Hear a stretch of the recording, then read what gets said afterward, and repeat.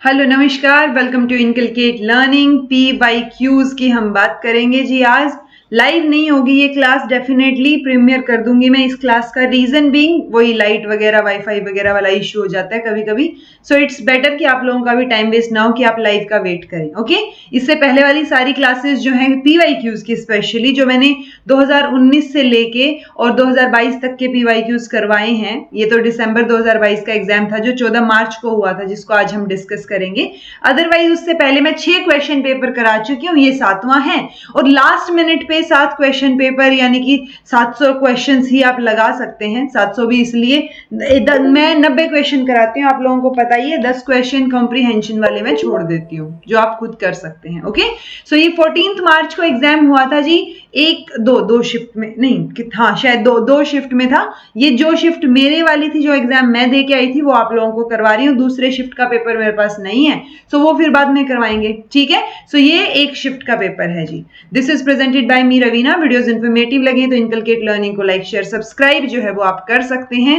It is absolutely free. और आपके education की अगर आप देख रहे हैं तो सारी मैराथन्स प्लस PYQs ये तो मस्ट है। लास्ट मिनट पे इतना तो आप लोग देख के जाइएगा। ओके चलिए, पहला क्वेश्चन है जी, which of the following Indian school of philosophy does not reject Vedic authority. यानी कि हमने पढ़ा था ना कि दो होते हैं, एक वेदास को फॉलो करने वाले और एक जो वेदास को फॉलो नहीं करते। तो जो वेदास को फॉलो करते हैं उनको हमने बोला था ऑर्थोडॉक्स, और जो करते हैं उनको बोला था ऑर्थोडॉक्स, और जो नहीं करते यानी नॉन वैदिक कल्चर को जो फॉलो करते हैं वो रहेंगे अनऑर्थोडॉक्स। ओके करवा रखा है, मैराथन में भी करवाया था, तो ये क्वेश्चन में तो कोई गड़बड़ होनी नहीं चाहिए आप लोगों को, ठीक है। आंसर क्या रहेगा? तो चर्वक या इसको जो भी आगे ना, स्पेलिंग अलग अलग जगह अलग अलग मिल सकती हैं, कंफ्यूज मत होइएगा। चरक जो फिलोसफी है वही है ये। देन बुद्धा, सांख्य, और सांख्य या संख्या भी बोलते हैं बहुत बार, सांख्य होता है वैसे सांख्य फिलोसफी। बहुत जगह आपको सांख्य भी मिल जाएगा, एम भी मिल जाएगा एन की जगह। Okay Jain philosophy. So answer हो जाएगा जी सांख्य फिलोसफी, ये रिजेक्ट नहीं करती। ओके बाकी तीनों की तीनों रिजेक्ट करती हैं इसको, ये ऑलरेडी करवा रखा है। ये रही वो इंडियन फिलोसफी वाली स्लाइड जो मैंने आप लोगों को करवा रखी है। ऑर्थोडॉक्स वेदास को फॉलो करते हैं, न्याय फिलोसफी, वैश्विक और सांख्य, योग, पूर्व मीमांसा, उत्तर मीमांसा, ये सारे के सारे किस में आ जाएंगे जी? जो वेदास को फॉलो करते हैं। ये 3 नहीं करते वेदास को फॉलो, चरक ने दिया था, जैनिज्म और बुद्धिज्म। तो ये अनऑर्थोडॉक्स है। स्पेसिफिकली जैनिज्म बुद्धिज्म को हम हेटेरोडॉक्स भी बोलते हैं, बहुत बार करवा रखा था। Okay which of the following does not belong to the concept of social movement. तो मैंने आप लोगों को हमेशा बोला है कि सिलेबस से स्टिक करके रहिए थोड़ा सा तो एटलीस्ट। ओके मतलब मानते हैं जैसे इस बार वाले पेपर में आए थे कुछ एक क्वेश्चन बाहर से, बट अगर आपको वो भी नहीं आते ना तो भी आपका JRF नेट कहीं नहीं गया था अगर आपने ढंग से पढ़ रखा था तो। ओके वो सबको ही नहीं आते थे, सबके ही गड़बड़ हुए हैं, राइट। सो उससे तो फिर कोई फर्क नहीं पड़ा ना ज्यादा। सो जो सोशल मूवमेंट है, अगर आप सिलेबस में देखेंगे, रिलेटिव डेप्रिवेशन की थियरी, रिसोर्स मोबिलाइजेशन और पॉलिटिकल प्रोसेस, तीनों थियरीज के नाम मेंशन हैं। ओके और तीनों की तीनों मैंने करवा रखी हैं, नहीं की है तो कर लीजिएगा, एक बार देख लीजिएगा। सो ये तीनों की तीनों तो सोशल मूवमेंट की थियरीज ही हैं। ओके बची कौन सी? Normative theory. और नॉर्मेटिव थियरी है किससे रिलेटेड? बिकॉज ये तीनों तो सोशल मूवमेंट से रिलेटेड हैं। तो नॉर्मेटिव थियरीज हैं जी कम्युनिकेशन से रिलेटेड। ये फ्रेड साइबर्ट, थियोडोर पीटरसन और विल्बर स्कैरम इन्होंने दी है साथ मिलके एक बुक में, 4 थियरीज ऑफ द प्रेस। तो ये कम्युनिकेशन से रिलेटेड थियरीज हैं, इनको western theories of mass media भी बोला जाता है। ये है जी वो 4 थियरी। आपको नाम तो एटलीस्ट पता होना चाहिए कि आपको पता हो ये प्रेस, मीडिया या कम्युनिकेशन से रिलेटेड थियरीज हैं। अथॉरिटेरियन, लिबर्टेरियन, सोशल रिस्पॉन्सिबिलिटी और Soviet media theory. Next question है जी, थर्ड क्वेश्चन बुद्धा का क्वेश्चन है। बुद्धा स्पेलिंग दे रखी इन्होंने, वो तो बुद्धा फिलोसफी का क्वेश्चन है जिसमें ये पूछ रहे हैं कि 4th, 8th और 12th लिंक बताना है हमें इन 12 लिंक्स ऑफ सफरिंग। यानी ये हमें यहां से नई चीज पता चल गई कि सफरिंग के 12 लिंक्स होते हैं। Okay 12 links of suffering. अब सफरिंग के लिंक हैं तो लॉजिकली अगर सफरिंग के लिंक है तो उसमें सफरिंग तो नहीं आना चाहिए ना ऑप्शन में। सो लॉजिकली आंसर होना चाहिए इसका फर्स्ट, लेकिन इन्होंने आंसर की में दे रखा है सेकंड, जो कि मेरे हिसाब से सही नहीं है। बिकॉज फर्स्ट आना चाहिए क्योंकि ये है जी वो 12 लिंक्स। इग्नोरेंस, कार्मिक फॉर्मेशन, कॉन्शियसनेस, उसमें भी दो होती है, एक कैजुअल कॉन्शियसनेस और एक resultant, name and form, 6 sources, contact, feeling, craving, grasping, becoming, birth और एजिंग एंड डेथ। तो ये 12 लिंक्स हैं ट्रुथ से रिलेटेड जो हम मान के चलते हैं। तो 6 सोर्सेज, 6 सेंस लगा सकते हैं, ग्रेस्पिंग और कॉन्शियसनेस, ये यही था ना, ये रहा देखिए, क्रेविंग, ग्रेस्पिंग नहीं, क्रेविंग दे रखा है इन्होंने। तो इग्नोरेंस, सिक्स सेंस और क्रेविंग, तो मेरे हिसाब से ये होने चाहिए। इन्होंने ये सफरिंग वाला ऑप्शन में क्यों दिया है, आई रियली डोंट नो, मेरे पास इसका कोई लॉजिक नहीं है। सो आंसर 1 होना चाहिए था अकॉर्डिंग टू मी। ओके, ये हमने ऑलरेडी ये लिंक्स नहीं पढ़ाए थे मैंने पहले, क्योंकि नया क्वेश्चन है ये। लॉ ऑफ डिपेंडेंट ओरिजिन, ये जो ओरिजिनेशन था ये पढ़ाया था कि ये बुद्धिज्म से रिलेटेड है। अब इन्होंने इसी में से थोड़ा सा और डीप में क्वेश्चन इस बार डाल दिया, पहली बार हुआ है ये वाला क्वेश्चन, ठीक है। इससे नेक्स्ट टाइम क्वेश्चन बनने के चांसेस यहां से हो सकते हैं, क्योंकि ये सफरिंग से रिलेटेड है, लिंक है ना ये सफरिंग के। तो जो जैसे ट्रुथ ऑफ सफरिंग है, दुख जो है वो किस किस से कनेक्टेड है इन लिंक्स में से। तो जो लिंक नंबर 7 है, फीलिंग, 11th बर्थ और एजिंग एंड डेथ, तो ये आप याद रख सकते हैं कि ये तीनों link suffering, truth of suffering से रिलेटेड है। Then truth of origin of suffering, ये 4 नोबल ट्रुथ है ना, तो truth of origin of suffering जो है कि कारण क्या है, कॉज क्या है सफरिंग का, तो उसमें फिर ये आ जाएंगे जी हमारी 1, 2, 8, 9 और 10। ये जो है ओरिजिन हो सकते हैं कि ignorance, karmic, karma, then becoming, grasping, craving, ये रीजन हो सकते हैं हमारे कारण इसके, दुख के, सफरिंग के।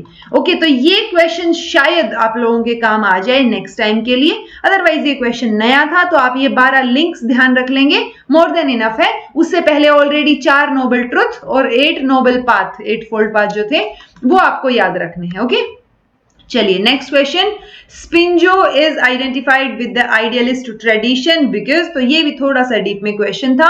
स्पिंजो की फिलोसफी के बारे में इन्होंने पूछ लिया कि स्पिंजो क्या बोलते हैं। He insisted upon famous Cartesian inference, I think therefore I am, मतलब मैं सोचता हूं इसलिए मैं हूं, ठीक है। He insisted that there is an unchanging and abiding existence undergirding all things, यानी कि सारी चीजों को छोड़ के वो मतलब अनचेंजिंग है, सारी चीजें जो हैं वही हैं, ठीक है। तो वो एग्जिस्टेंस को रखते हुए ये सिर्फ इतना कहना चाह रहे हैं कि सारी चीजें अनचेंजिंग है। And one of the chief attributes of which is thought, तो उनमें से एक का चीफ एट्रीब्यूट क्या है, थॉट है। उन्होंने इंसिस्ट किया प्राइमेसी ऑफ सेल्फ को, he insisted upon the concept of monad. So इसका आंसर जो है वो सेकंड रहेगा जी। इन्होंने थॉट्स की बात की थी कि चीफ एट्रीब्यूट थॉट है, प्लस अनचेंजिंग, मतलब कुछ एक अनचेंजिंग थिंग्स होती हैं जिनको आप चेंज नहीं कर सकते, जो कि आइडियलिस्ट फिलोसफी बोलती है। ओके, सो सेकंड रहेगा इनका आंसर। ओके, ये रिपीट हो गया। अच्छा, बट ये चीज ध्यान रखिएगा, स्पिंजो की थियरी ऑफ एट्रीब्यूट्स है। ओके, थियरी ऑफ एट्रीब्यूट्स अगर पूछ लिया जाए किसने दी है, तो वो स्पिंजो ने दी है, और उनमें से एक चीफ एट्रीब्यूट ये मानते हैं थॉट को, और सेकंड इसका आंसर हो जाएगा। नेक्स्ट है जी, to understand politics, rational choice theory is basically explaining social phenomena as an outcome of individual action that can in some way be construed as rational. In this context, which of the following is not the key element in all the rational choice explanation? So rational choice मतलब logical choice के साथ आप चीजें करते हैं। Okay, सो उसमें आप individual को प्रेफरेंस देंगे, नहीं देंगे, एलिमेंट नहीं है पूछा हमसे। ओके, किसको नहीं देंगे, सोसाइटी के बिलीफ को, इंडिविजुअल कॉन्स्टेंट्स को और इंडिविजुअल बिलीफ को। सो आप जब लॉजिक की बात करते हैं तो आप अपनी चीजों की बात करते हैं, क्योंकि हर एक इंसान के हिसाब से रैशनल जो है वो अलग हो सकता है। ओके, सो ये सोसाइटी के बिलीफ को कोई इंपॉर्टेंस नहीं दे रहे, सो इसमें कहीं पर भी सोसाइटी के बिलीफ को इंपॉर्टेंस दें ऐसा की एलिमेंट नहीं है। इंडिविजुअल प्रेफरेंसेस, इंडिविजुअल कॉन्स्टेंट्स और इंडिविजुअल बिलीफ्स इंपॉर्टेंट हैं, सोसाइटी का बिलीफ इंपॉर्टेंट नहीं है। नेक्स्ट है, before starting a school for slum dwellers the government is required to conduct. So ऐसे ऐसे इजी क्वेश्चंस भी आते हैं। तो नॉर्मली पूछा गया है कि अगर स्लम ड्वेलर्स के लिए आपको स्कूल शुरू करना है तो गवर्नमेंट को क्या कंडक्ट करना चाहिए। Cost effective analysis, cost benefit analysis, zero cost analysis और बजट एनालिसिस। तो वो जो स्कूल आप शुरू करेंगे वो कितना इफेक्टिव होगा। बेनिफिट हमेशा मॉनेटरी वे में होता है, ये मैं आप लोगों को बता चुकी हूँ। कॉस्ट बेनिफिट एनालिसिस और कॉस्ट इफेक्टिव एनालिसिस में डिफरेंस करवा रखा है, नहीं देखा है तो देख लीजिएगा। सो बेनिफिट में हमेशा फायदे की बात हो रही होती है, और फायदा मतलब मॉनेटरी फायदा, पैसे वाला फायदा, कि अगर आप स्कूल बनाने में अगर आप मान लो 1 करोड़ लगा रहे हैं तो आपको सालाना कितना मिल जाएगा उससे वापस। ओके, तो वो कॉस्ट बेनिफिट हुआ। बट हमें क्या करना है, जितना हम लगा रहे हैं उससे बच्चों को कितना सीखने को मिलता है, यील्ड कितनी आती है। सो वो क्या हुआ, हम इफेक्ट देखना चाह रहे हैं, तो वो कॉस्ट इफेक्टिव एनालिसिस है। बेनिफिट में हमेशा मॉनेटरी फायदे की बात हो रही होती है, इफेक्टिव में क्या फायदा मतलब क्या अच्छी चीज निकल के आ रही है उसकी बात हो रही होती है। Which among the following is not a source of direct monetary cost for acquiring education? So education को acquire करने के लिए इनमें से कौन सा सोर्स डायरेक्ट मॉनेटरी सोर्स नहीं, मतलब पैसे से डायरेक्ट रिलेटेड नहीं है।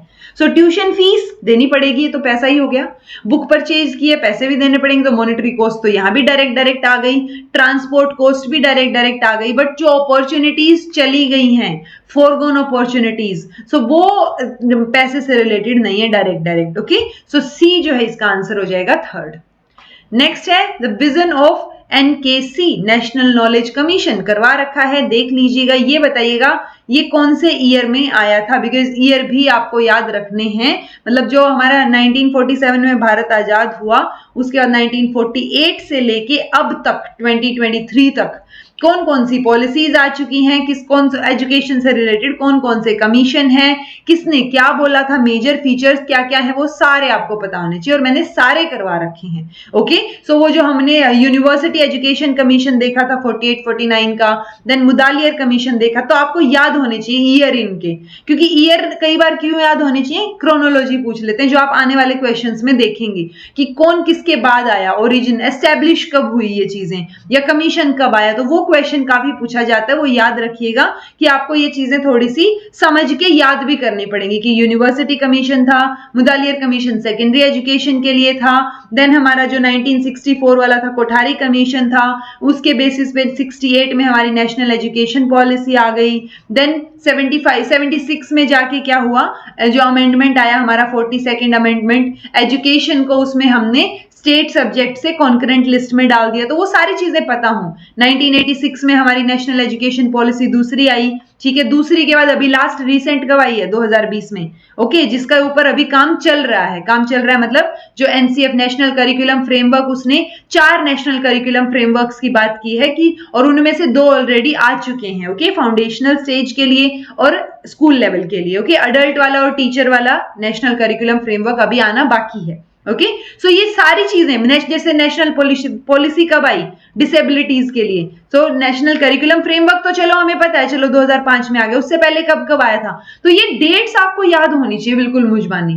ओके, कौन सी चीज कब आई, आपको आगे क्वेश्चंस में भी दिखेगा कि हर बार ऐसे क्वेश्चंस पूछे जाते हैं और जो फैक्चुअल दिखेंगे और इजी होंगे। सो जितना फैक्चुअल पोर्शन है एटलीस्ट करके जाइए, एक रिविजन मैराथन बना रखी है मैंने, और कुछ नहीं तो एटलीस्ट वो देख लीजिए 2-3 घंटे की, आई थिंक 4 होगी मैक्सिमम, मुझे ध्यान भी नहीं है कि पहले बनाई थी लास्ट एग्जाम के टाइम, तो वो रिवीजन मैराथन में सारे फैक्चुअल पॉइंट्स है, तो एटलीस्ट वो याद रखिएगा। ओके, विजन पूछा गया है जी नेशनल नॉलेज कमीशन का, नेशनल नॉलेज कमीशन, तो ये सोसाइटी की नॉलेज के ऊपर उसको डेवलप करने के लिए बनाया गया था, सोसाइटी की नॉलेज। सो ये आंसर हमारा क्या हो जाएगा जी, 4th हो जाएगा, enable the development of a vibrant knowledgeable knowledge based society हमें बनानी है, उसके लिए ये बनाया गया था। ओके, ईयर बताइएगा इसका कमेंट करके। इंपेरिकल मीन्स, इंपेरिकल का क्या मतलब होता है, मतलब इतनी बार बता चुकी मैं आप लोगों को, इंपेरिकल स्टैट से याद रखिए, स्टैटिस्टिक्स, ठीक है। सो डाटा हो गया ना रिलेटेड, तो एम्पेरिकल मतलब जो डाटा पे बेस्ड है। ओके, देन है जी early childhood experiences are critical especially किसके लिए, इमोशनल, सोशल, कोग्निटिव डेवलपमेंट, किसके थॉट से इन्फ्लुएंस्ड है वो पूछा गया है। सो एक तरीके से डेवलपमेंट की बात हो रही है। ओके, कार्ल रोजर ने डेवलपमेंट की बात नहीं की है, एडविन गॉर्डन ने नहीं की है, देन सिगमंड फ्रॉइड ने डेफिनेटली की है, मैक्स वर्दीमियर जेस्टाल्ट साइकोलॉजी की बात करते हैं। ओके, तो सिगमंड फ्रॉइड इनका आंसर हो जाएगा। ये याद रखिएगा क्योंकि आपने कार्ल रोजर और वर्दीमियर का नाम तो फिर भी सुना होगा, एडविन जॉर्डन का नाम अगर नहीं सुना तो जॉर्डन की एक म्यूजिक लर्निंग थियरी है जिसमें वो म्यूजिक के ऊपर बेसिकली बात करते हैं कि म्यूजिक का क्या रोल रहता है। तो नाम याद रखिए, बस इतना ही बहुत है अभी के लिए कि म्यूजिक लर्निंग थियरी जॉर्डन ने दी है, तो ये लर्निंग थियरी से रिलेटेड है, ना कि डेवलपमेंट से related. Okay, who gave the theory of psycho social development, किसने दी ये थियरी? तो बेंजामिन स्पोक, नाम प्रोनाउंस ऐसे ही होंगे इनके, Erik Erikson, Jean Erikson, then Benjamin Bloom. तो बेंजामिन ब्लूम की पूरी चीजें करवा रखी हैं, एरिक्सन की करवा रखी हैं। बताओ साइको सोशल तो आप लोगों को पता ही होगा, ये तो गलत होना ही नहीं चाहिए, एरिक एरिक्सन। इनका नाम याद रख सकते हैं, बेंजामिन ब्लूम आपको पता है बट बेंजामिन स्पोक याद रखिएगा। इनकी एक वो थी बुक थी the common sense book of baby and child care. तो 1946 में ये वर्ल्ड फेमस पीडियाट्रिशियन थे, यानी बच्चों के डॉक्टर थे, और ये फर्स्ट पीडियाट्रिशियन थे जिन्होंने साइको एनालिसिस को स्टडी करने की कोशिश की थी। ओके, उन्होंने समझने की कोशिश की थी बच्चों की नीड्स और फैमिली के डायनामिक्स के अकॉर्डिंग चीजें। तो ये जो साइको सोशल जो हमारा डेवलपमेंट है उसकी वो जो थियरी है वो तो एरिक्सन ने दी है, बट ये जो बुक है बेंजामिन स्पोक की वो याद रखिएगा। ओके, स्पोक स्पोच, ये स्पेलिंग देख लीजिएगा क्योंकि बाकी जगह आपको ये मिलेगी CK, बट हमारी जो क्वेश्चन पेपर था उसमें OCH दे रखी है। नेक्स्ट है for mastery goal orientation which one of the following is considered as a standard used under avoidance focus. So avoidance के बारे में पूछा गया कि जब आप मास्टरी गोल ओरिएंटेशन की बात करते हैं, मास्टरी अचीव करने की बात करते हैं, तो उस टाइम पे अवॉइडेंस फोकस में क्या रहेगा, मतलब जो चीज आपको अवॉइड करनी है। Okay, perfectionist, do not make mistake, self improvement, winning the competition, be the slowest. तो इसमें सबसे अप्रोप्रिएट ये है कि आपको ये चीज अवॉइड करनी है। ऐसा ना हो कि आप सोचें कि मैं तो परफेक्शनिस्ट हूं और परफेक्शनिस्ट गलती नहीं करते और आपसे गलती हो जाए तो आप अचीव ना कर पाए मास्टरी। ओके, सो परफेक्शनिस्ट से भी गलती होती है। सो ये जो फोकस है इससे अवॉइड करनी है आपको चीजें। ये चीज आपको नहीं मान के चलनी कि परफेक्शनिस्ट से गलती नहीं होती, गलती हर किसी से होती है। ओके, स्टैब्लिशमेंट पूछी गई है जी डाइट की, मतलब ये क्वेश्चन इतना घिसा पिटा हो चुका है ना, बट ये स्टिल आता है। तो जो बच्चा ये क्वेश्चन गलत करके आए, मतलब मैं क्या ही बोलूं उसके बारे में, प्लीज ध्यान दीजिए। अगर ये क्वेश्चन आपका गलत हो रहा है तो बहुत गड़बड़ है। ओके, सो डाइट किसकी रिकमेंडेशन के ऊपर एस्टेब्लिश हुए हैं जी? 1986 की पॉलिसी, इतनी बार बात हो चुकी है इसकी। मोस्टली देखेंगे आप हर क्वेश्चन में, हर जो हमारे पेपर में, अगर मैंने 7 क्वेश्चन पेपर कराए हैं, 5 में तो डेफिनेटली आपको ये क्वेश्चन देखने को मिलेगा। हो सकता है 7 के 7 में ही हो, तो ये आता है question. Teacher education institutes are accredited by, तो कौन एक्रेडिटेट करता है? टीचर एजुकेशन इंस्टीट्यूशन को। इनकी फुल फॉर्म्स आपको पता होंगी तभी आप चीजों को समझ पाएंगे। ओके, आंसर रहेगा नेक। एनसीईआरटी की फुल फॉर्म पता होनी चाहिए, एनसीटी की फुल फॉर्म बताइएगा, ये क्वालिटी काउंसिल ऑफ इंडिया हो गया। तीनों की तीनों चीजें आपको पता होनी चाहिए जो कि मैंने करवा रखी हैं। ओके, अच्छा ओके, ये भी मैंने बताया था कि नेक से रिलेटेड मैंने रिवीजन में भी करवाया था कि नेक की जो पैरामीटर्स है ना, जिसके बेसिस पे नेक की टीम ग्रेड करती है किसी भी कॉलेज या यूनिवर्सिटी को, सो वो पूछ लिया जाता है अक्सर, और वो पूछा गया है, आप इस पेपर में भी देखेंगे। Okay, as per the national education policy 2020, अगर नहीं देखी है तो मेक श्योर आप ये पॉलिसी देख के जाएं। 6 लेक्चर्स इस पे बना रखे हैं बिल्कुल डिटेल में, इसके बाद आपको डॉक्यूमेंट देखने की भी जरूरत नहीं पड़ेगी। Okay, so national education policy के अकॉर्डिंग पूछा गया है, क्या करेक्ट है, किसके बारे में? कॉन्टिन्यूअस प्रोफेशनल डेवलपमेंट के बारे में, CPD ऑफ स्कूल टीचर्स। ये तो KVS के टाइम पे भी करवाया था, अगर कोई बच्चा उस टाइम भी देख रहा हो क्लासेस। ओके, सो कॉन्टिन्यूअस प्रोफेशनल डेवलपमेंट की बात थी। अगर नहीं पता आपको तो आपने पॉलिसी अच्छे से नहीं पढ़ी और चीजें नहीं देखी अच्छे से। हर एक स्कूल टीचर के लिए ये मिनिमम रिक्वायरमेंट है कि 50 घंटे वो कॉन्टिन्यूअस प्रोफेशनल डेवलपमेंट में दें पर ईयर, हर साल। ओके, सो कॉन्टिन्यूटी में आपका प्रोफेशनल डेवलपमेंट होता रहना चाहिए, ये बात हो रही है यहां पे। सो आंसर हो जाएगा second. Which of the following is not an example of reflective teaching? Reflective teaching मतलब क्या होता है कि आप रिफ्लेक्ट बैक भी तो कर रहे हैं ना उस पे। तो अगर आप जर्नल लिख रहे हैं, आप टेक्स्ट बुक पढ़ रहे हैं, आप स्टूडेंट से फीडबैक ले रहे हैं और आप एक क्लास रिकॉर्ड कर रहे हैं, अगर आप क्लास रिकॉर्ड कर रहे हैं तो आप रिफ्लेक्ट बैक कर सकते हैं अपनी टीचिंग पे। मान लो मैं जो आप लोगों को पढ़ाऊं वही क्लास मैं भी दोबारा देखूं एक बार ना, डलने से पहले या डलने के बाद जैसे भी, तो मुझे उसमें अपनी गलतियां, खामियां नजर आएंगी। तो वो जो नजर आएंगी वो मुझे फिर चेंज करनी चाहिए। तो मैंने अपनी ही टीचिंग पे, अपनी ही पढ़ाई हुई चीज पे रिफ्लेक्ट बैक किया। ओके, अब मैं चाहे वो जर्नल लिख के करूं, मैं चाहे वो बच्चों से फीडबैक लेके करूं, चाहे क्लास रिकॉर्ड करके करूं, बट अगर मैं सिर्फ टेक्स्ट बुक पढ़ रही हूं उससे रिफ्लेक्टिव टीचिंग नहीं होगी। Okay, who is the writer of famous book foundations of education, तो कौन है जी इनके राइटर, ये पता होना चाहिए। विलियम किलपैट्रिक है। नहीं पता तो अब लिख लीजिएगा, जो बुक्स वाला सेक्शन में मैंने नाम लिखवाए थे ना कि किसने कौन सी बुक दी, जो गांधी जी, स्वामी विवेकानंद, तो वो सारे बुक्स वाली जो चीजें मैंने आपको बता रखी हैं पहले से, उनमें लिख लीजिएगा नाम एक और बुक का। Which of the following is not a source for curriculum design, तो करिकुलम डिजाइन के लिए क्या सोर्स नहीं है। तो जब आप करिकुलम डिजाइन कर रहे हैं तो साइंस का ध्यान रखेंगे, नहीं रखेंगे, इकोनॉमी, सोसाइटी और नॉलेज। सो इसमें से जी साइंस, सोसाइटी और नॉलेज तो रहेगा सोर्स, बट इकोनॉमी एक सोर्स की तरह हम इसमें नहीं लेके चलेंगे अकॉर्डिंग टू दीज ऑप्शंस। ठीक है, तो ऑप्शन अगर चेंज हुआ तो आंसर भी चेंज होने के चांसेस हो जाते हैं। टेक्निकल साइंटिफिक करिकुलम डेवलपर जो हैं वो किस पे फोकस करते हैं, वो सब्जेक्ट जब भी करिकुलम को डेवलप करते हैं वो तो सब्जेक्टिव एस्पेक्ट पे फोकस करेंगे, पर्सनल एस्पेक्ट पे करेंगे, यूनिवर्सल या एस्थेटिक, तो हमेशा यूनिवर्सल पे फोकस रहता है कि हर जगह चीजें काम आए। Which of the following is not a basic principle suggested by Tyler, तो टाइलर के प्रिंसिपल मैंने आपको करवा रखे हैं। टाइलर ने जो वो दिए थे हमारे पास, जो पॉइंट्स थे टाइलर के स्पेसिफिक, वो मैंने बताए थे आपको। तो टीचर का पर्पस डिटरमाइन करना, आइडेंटिफाई एजुकेशनल एक्सपीरियंसेस की क्या एक्सपीरियंसेस आपको देने हैं, ascertaining how the experiences are organised, कैसे उनको ऑर्गेनाइज किया गया और कैसे आप उनको इवेल्युएट करेंगे। ओके, तो नोट पूछा है, आंसर हो जाएगा फर्स्ट। और इसके जो बाकी मतलब पॉइंट ये कि टाइलर ने चीजें बोली थी कि आप पहले क्या कीजिए, कौन सा एक्सपीरियंस आपको देना है बच्चे को, और ये देखना है कि कैसे देना है, कैसे आप उसको ऑर्गेनाइज करेंगे और कैसे आप उसको इवेल्युएट करेंगे, ये बोला था। टीचर के पर्पस को डिटरमाइन करने की बात उन्होंने नहीं कही थी।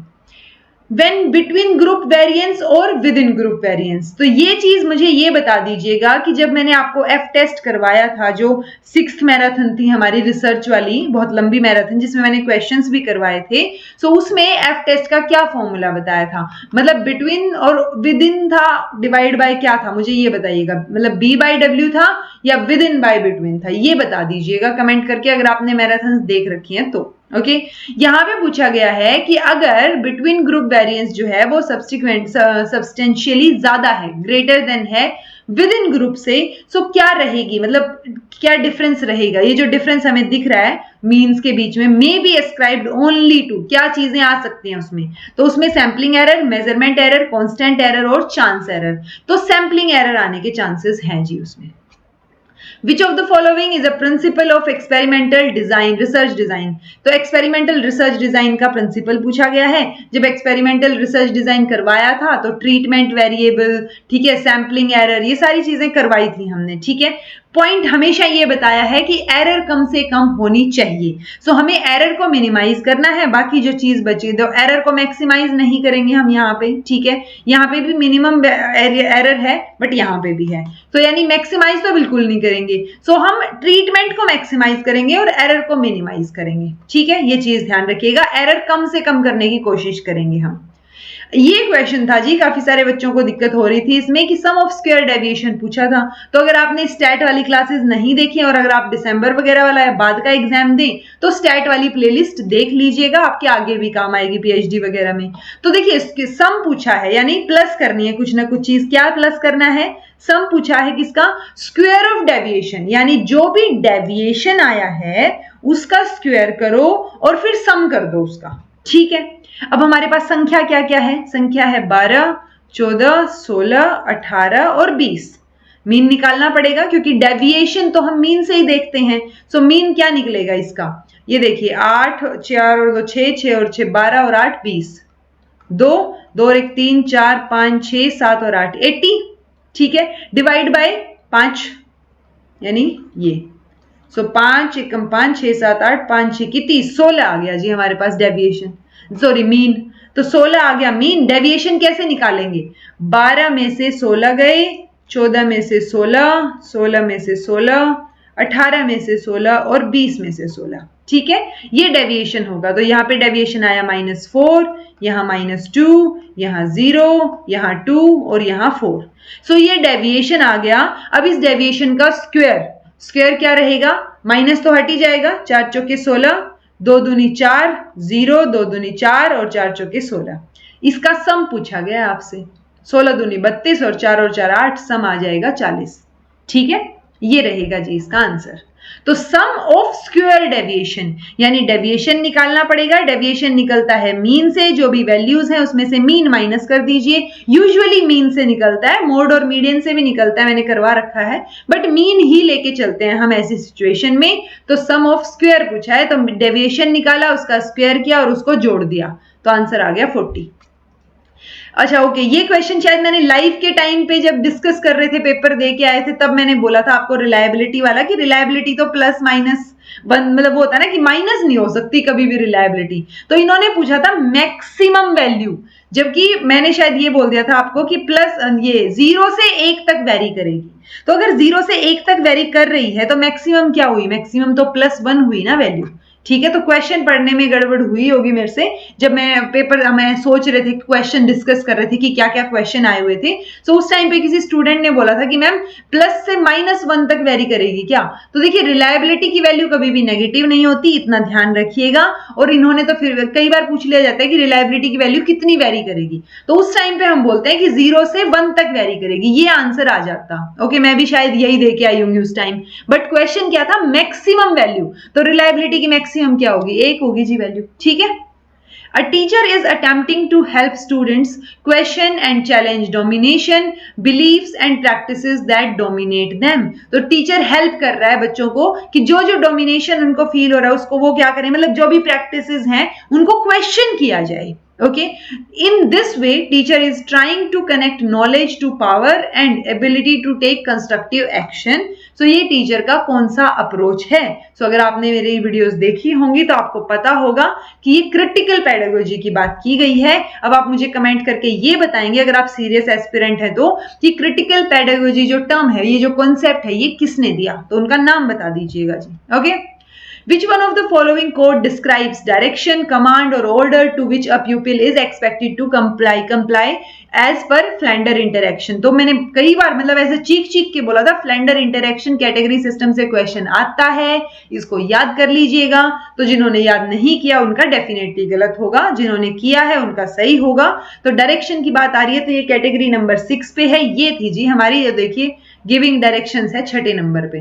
तो ये 10 की 10 आपको याद रखनी है, आप इनको भूल नहीं सकते अगर आप सीरियसली पेपर दे के आ रहे हैं। मतलब मेरा हो चुका है JRF, अगर मैं देने जा रही हूं, मैं सोच सकती हूँ कि चलो कोई बात नहीं, मैं तो सिर्फ एक्सपीरियंस के लिए देख रही हूँ, बट आप लोग नहीं भूल सकते ये चीजें। तो आपको ये याद करनी पड़ेगी कि टीचर टॉक में क्या है, टीचर टॉक में भी डायरेक्ट और इनडायरेक्ट में कौन कौन सी कैटेगरीज हैं, प्यूपिल टॉक में क्या है और साइलेंस में क्या है। Okay, If a teacher gives scores to correct responses in a class test and enlists total marks of each learner, तो टीचर ने क्या किया? responses के लिए क्लास टेस्ट में नंबर दे दिए हैं और उन नंबर को क्या कर लिया? हर एक लर्नर के नंबरों को लिख लिया, लिस्ट बना ली।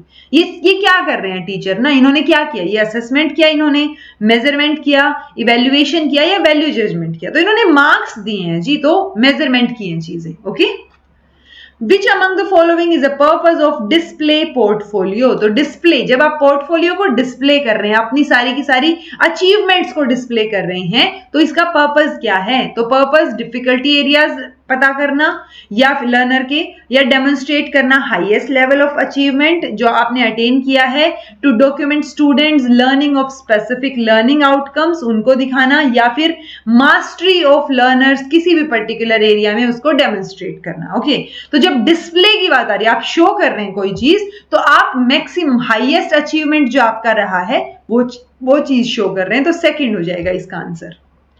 ओके, ये तो यहाँ पे ये इसमें वो लगना भूल गया भाई एनिमेशन। चलिए कोई नहीं, आंसर बताइए। विच among the following is a school management tool being used by केंद्रीय विद्यालय? तो केंद्रीय विद्यालय कौन सा टूल इनमें से यूज करता है? शाला सिद्धि, शाला दर्पण और निष्ठा और व्यास। ठीक है, तो आंसर तो इसका शाला दर्पण रहेगा, मैं बता देती हूँ। ओके, शाला दर्पण क्या है? तो केवी शाला दर्पण ये एक इनिशिएटिव है MHRD के द्वारा।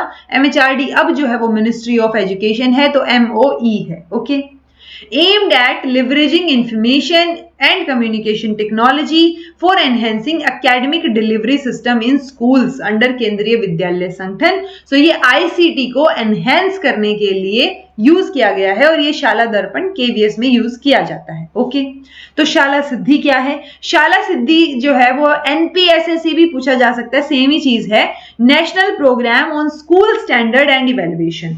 तो ये प्रोग्राम चलाया गया, किसने इनिशिएट किया? ये नीपा ने इनिशिएट किया। नीपा की भी फुल फॉर्म याद रख लीजिएगा, एमएचआरडी के सपोर्ट से शुरू किया। ठीक है, तो ये कॉम्प्रिहेंसिवली स्कूल को इवैल्यूएट करना चाह रहे हैं ताकि ये क्या कर सकें, क्वालिटी जो है उसको असेस कर सकें। ठीक है, तो निष्ठा मैंने आप लोगों को पहले से करवा रखा है, तो निष्ठा और व्यास, मतलब मैंने दो चीजें बता दी, ये दोनों आपको बतानी है अब कमेंट करके कि निष्ठा में क्या है फुल फॉर्म और क्या काम आता है और व्यास का क्या मतलब है। ओके, सो कमेंट करके यहीं पे बताइएगा, ढूंढ डांड के देखिए, तो थोड़ा सा आप भी सर्च कीजिए, बाकी चीजें मैंने करवा दी हैं।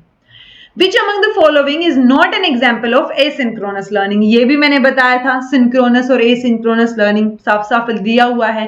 तो YouTube पे जो वीडियोस हैं, पॉडकास्ट हैं, वीडियो कॉन्फ्रेंसिंग है और डिस्कशन फोरम है। सो एग्जाम्पल नहीं है एसिंक्रोनस का, ये पूछा है। तो सिंक्रोनस मतलब लाइव चीज है ना, मतलब मैं आप लोगों से अब जो वीडियो आप देख रहे हैं अपने हिसाब से देख रहे हैं, मैंने अपने हिसाब से डाल के बना के डाल दी है, तो वो क्या है यूट्यूब वीडियोस, वो एसिंक्रोनस है। तो हमसे पूछा है कि एसिंक्रोनस का एग्जांपल नहीं है। सो वीडियो कॉन्फ्रेंसिंग नहीं है जी, वीडियो कॉन्फ्रेंसिंग सिंक्रोनस का एग्जांपल है। मैं एक बार फिर बता देती हूँ, सिंक्रोनस मतलब सिंक में, कि अगर मैं अभी आप लोगों को पढ़ा रही हूँ तो मान लो मैं जूम पे पढ़ा रही हूँ आप लोगों को, आप लोग देख पा रहे हैं मुझे लाइव, आप लोग लाइव चीजें पूछ सकते हैं, हम बातचीत कर सकते हैं। सो वो क्या हो गया, सिंक्रोनस। अगर हम चैटिंग कर रहे हैं तो चैटिंग का मतलब ये होता है कि आप ऑनलाइन हैं, साथ में बात कर रहे हैं, सो वो भी क्या होगा, सिंक्रोनस होगा। एसिंक्रोनस में YouTube videos, podcast, discussion forum, जहां पे सब अपने अपने टाइम के हिसाब से अपने अपनी जगह पे बैठ के बात कर रहे हैं। ओके, कंप्यूटर असिस्टेड लर्निंग, तो CAL करवा रखा है। ये जो पैकेजेस हैं ये किस साइकोलॉजिकल लर्निंग थियरी पे बेस्ड हैं? ठीक है, are based on which psychological learning theory? So cognitivist, constructivist, behaviourist और कनेक्टिविस्ट। सो कंप्यूटर से असिस्ट करवा रहे हैं, आप हेल्प ले रहे हैं, तो ये बिहेवियरिस्ट में है जी, जब आप बिहेवियर को मॉडिफाई करना चाह रहे हैं। Okay, Which among the following believes in networked learning? तो networked learning के बारे में पूछा गया है, behaviorism, cognitivism, constructivism या connectivism। तो connectivism इसका आंसर दे रखा है, ध्यान रखिएगा इसको। Okay, Which of the following implies refreeze step? तो refreeze step तो आपको तब पता होगा जब आपको जो चेंज मॉडल है, 3 स्टेप चेंज मॉडल लेविन का, कर्ट लेविन का, वो पता होगा। ओके, सो refreeze तो आप जब करेंगे ना, जब आप उसको क्या करेंगे, अनफ्रीज करेंगे। ओके, तो पहले आप अनफ्रीज करेंगे किसी भी पर्टिकुलर चीज को, फिर आप चेंज लेके आएंगे और फिर आप रीफ्रीज करेंगे। तो ये 3 स्टेप हैं, अनफ्रीज, चेंज एंड रीफ्रीज। ये पूछ रहे हैं कि रीफ्रीज का स्टेप है, उसमें क्या चीज लागू हो रही है। सो कम्युनिकेट अ चेंज, एग्जीक्यूट कर रहे हैं आप चेंज को, एग्जीक्यूट तो आप यहां करेंगे ना इस स्टेप में, प्लान कर रहे हैं चेंज को, वो तो अनफ्रीज से भी पहले आ गया। चेंज को रेनफोर्स करना, वो रीफ्रीजिंग में आएगा कि आप उसको स्ट्रेंथन कर रहे हैं। Okay, Six Sigma focuses on the enhancement of following through DMAIC। Six Sigma का कॉन्सेप्ट है, इसकी फुल फॉर्म आपको पता होनी चाहिए। ये डाटा ड्राइवन क्वालिटी मेथड को क्या बोलते हैं, मतलब कि क्या है, ये प्रोसेस है, प्रोडक्ट है, परचेज है या पावर है? तो जो सिक्स सिग्मा है वो फोकस करता है प्रोसेस के एनहेंसमेंट को। ओके, सो आंसर ए हो जाएगा। National education policy, definitely question आएंगे, आगे भी आएंगे इससे, तो याद करके जाइएगा इसको, क्योंकि रीसेंट पॉलिसी ही हमारे पास ये है। तो आपको ये सारी की सारी डिस्कस करनी पड़ेगी। ये सारी की सारी 6 वीडियोस जो मैंने बना रखी है ना, वो 6 एजुकेशन पॉलिसी की वीडियोस बनाई ही इसलिए थी ताकि आगे आने वाले, मतलब अब कितने सालों में, मतलब 1986 के बाद कब हुई है चेंज, 2020 में जाके हुई है ना, झक मार के, इतने टाइम, इतने सालों बाद। तो बीच में सारे सालों में क्वेश्चन तो 1986 के आ लिए ना, अब सारे पेपर्स में 2020 के क्वेश्चन देखने को मिलेंगे। सो डिटेल में एक ही बार कर लीजिए, रादर देन आप जो है रैंडम ऐसे ही वीडियो देखें कि भाई पूरी पढ़ लो, ये कर लो। उससे बेटर है कि आप सारी एक बार में या तो डॉक्यूमेंट बैठ के पढ़ लीजिए, या मैंने जो 6 वीडियोस बना रखी हैं वो देख लीजिए। ओके, सो इसमें पूछा गया है जी professional standard setting body PSSB, इसकी फुल फॉर्म भी पूछी जा सकती है, बताई थी मैंने आपको, ठीक है। Will be the members of following, तो ये मेंबर पूछे गए हैं यहाँ पे। नेशनल एजुकेशन पॉलिसी के अकॉर्डिंग ये जो बॉडीज हैं वो किसका मेंबर होंगी, किसकी मेंबर होंगी? नेशनल एक्रेडिटेशन काउंसिल की, हायर एजुकेशन HEGC, ठीक है, फुल फॉर्म याद रखिएगा, grants council, national higher education regulatory council और जनरल एजुकेशन काउंसिल। तो जो PSSB बॉडी, ये जो बॉडीज हैं अपनी PSSB, ये जनरल एजुकेशन काउंसिल का पार्ट होंगी। In educational management as a system, तो एजुकेशनल मैनेजमेंट की अगर हम बात करें तो जो सिस्टम की जब ओवरऑल बात करते हैं तो जो प्रोसेसेस हैं वो अनप्रिडिक्टेबल हैं, प्रोसेसेस मैकेनिकल हैं, आउटपुट यूनिफॉर्म है या इनपुट जो है वो सेम नहीं है। तो देखिए इनपुट तो सेम नहीं है ऑब्वियसली, ठीक है, यूनिफॉर्म जो हमारे आउटपुट है वो भी सेम नहीं हो सकते, ये तो वैसे ही गलत हो गया, ठीक है। इनपुट्स आर नॉट सेम, ये फिर भी ठीक लग रहा है।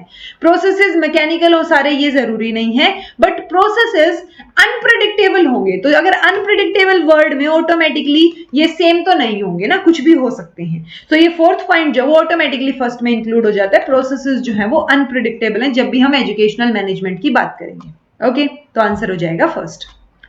इन which of the following education policy या act of India ISL Indian sign language की बात की गई है फॉर टीचिंग एंड मॉनिटरिंग, किसमें इंक्लूड की गई है? तो ये आज तक तो पढ़ी नहीं थी, तो ये 2020 में पढ़ी है जी, 2020 की पॉलिसी में ये मेंशन है। ओके, इंक्लूसिव एजुकेशन क्या है?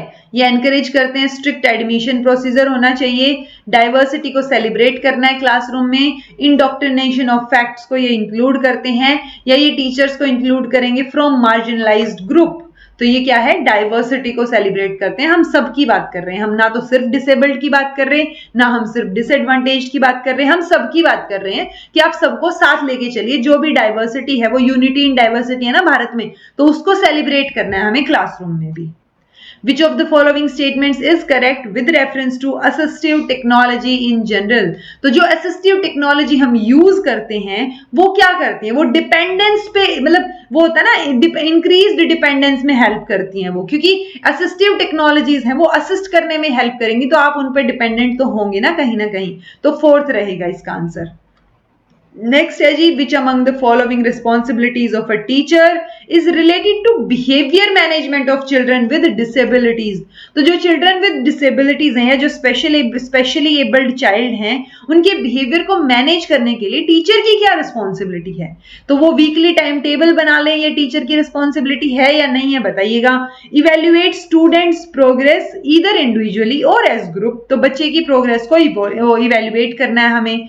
Plan positive shaping interventions and supports for whole class and for individual students. तो ये सबसे बढ़िया बात लग रही है कि आप सबके लिए, मतलब पूरी क्लास के लिए भी और इंडिविजुअल स्टूडेंट्स के लिए भी कैसे इंटरवीन करना है, कैसे समझाना है, वो सारी चीजों का ध्यान रखेंगे, तो थर्ड आंसर हो जाएगा। Okay, Which of the following purposes have been served by family as a social institution? तो जो social institution हम मान के चलते हैं फैमिली को, तो वो फैमिली किस किस चीज में आपकी हेल्प कर रही है, उसके क्या क्या पर्पस हैं? तो फैमिली सोशलाइज कर रही है बच्चे को, it provides practical and emotional support for its members, it establish a goal of social equality.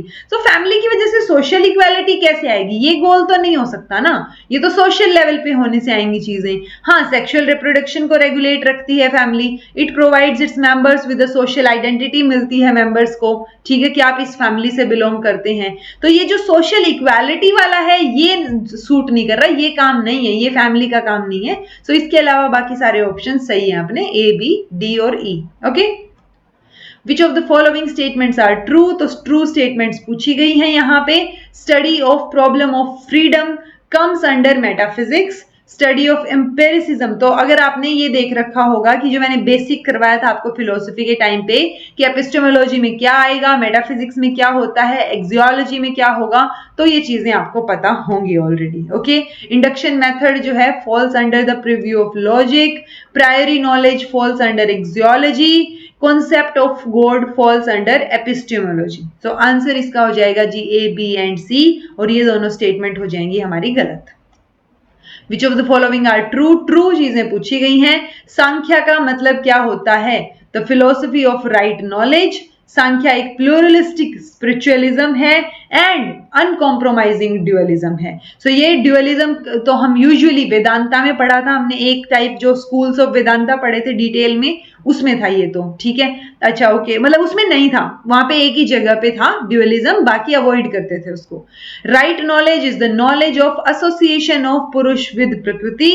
जो शंकराचार्य थे उन्होंने सांख्या को एक मेन ओपोनेंट बताया। ओपोनेंट किसका? वेदांता का। ओके, व्यू ऑफ सांख्या योग इज कॉल्ड प्रकृति आरंभवाद। तो आरंभवाद तो नहीं है जी, सांख्य तो योग ये क्या बोलते हैं उसको, अपना वेदांत फिलोसफी से रिलेटेड है, तो ये तो नहीं आएगा। ओके, अगर ई नहीं आएगा तो हमारे पास ऑप्शन बचे बी सी डी और ए बी डी, यानी डी तो इन्होंने खुद ही इंक्लूड कर दिया कि ये शंकराचार्य की स्टेटमेंट सही है। ओके, अब बचा हमारे पास बी भी इन्होंने इंक्लूड कर दिया कि ये प्लूरलिस्टिक है, ठीक है, ये भी हमें पता है।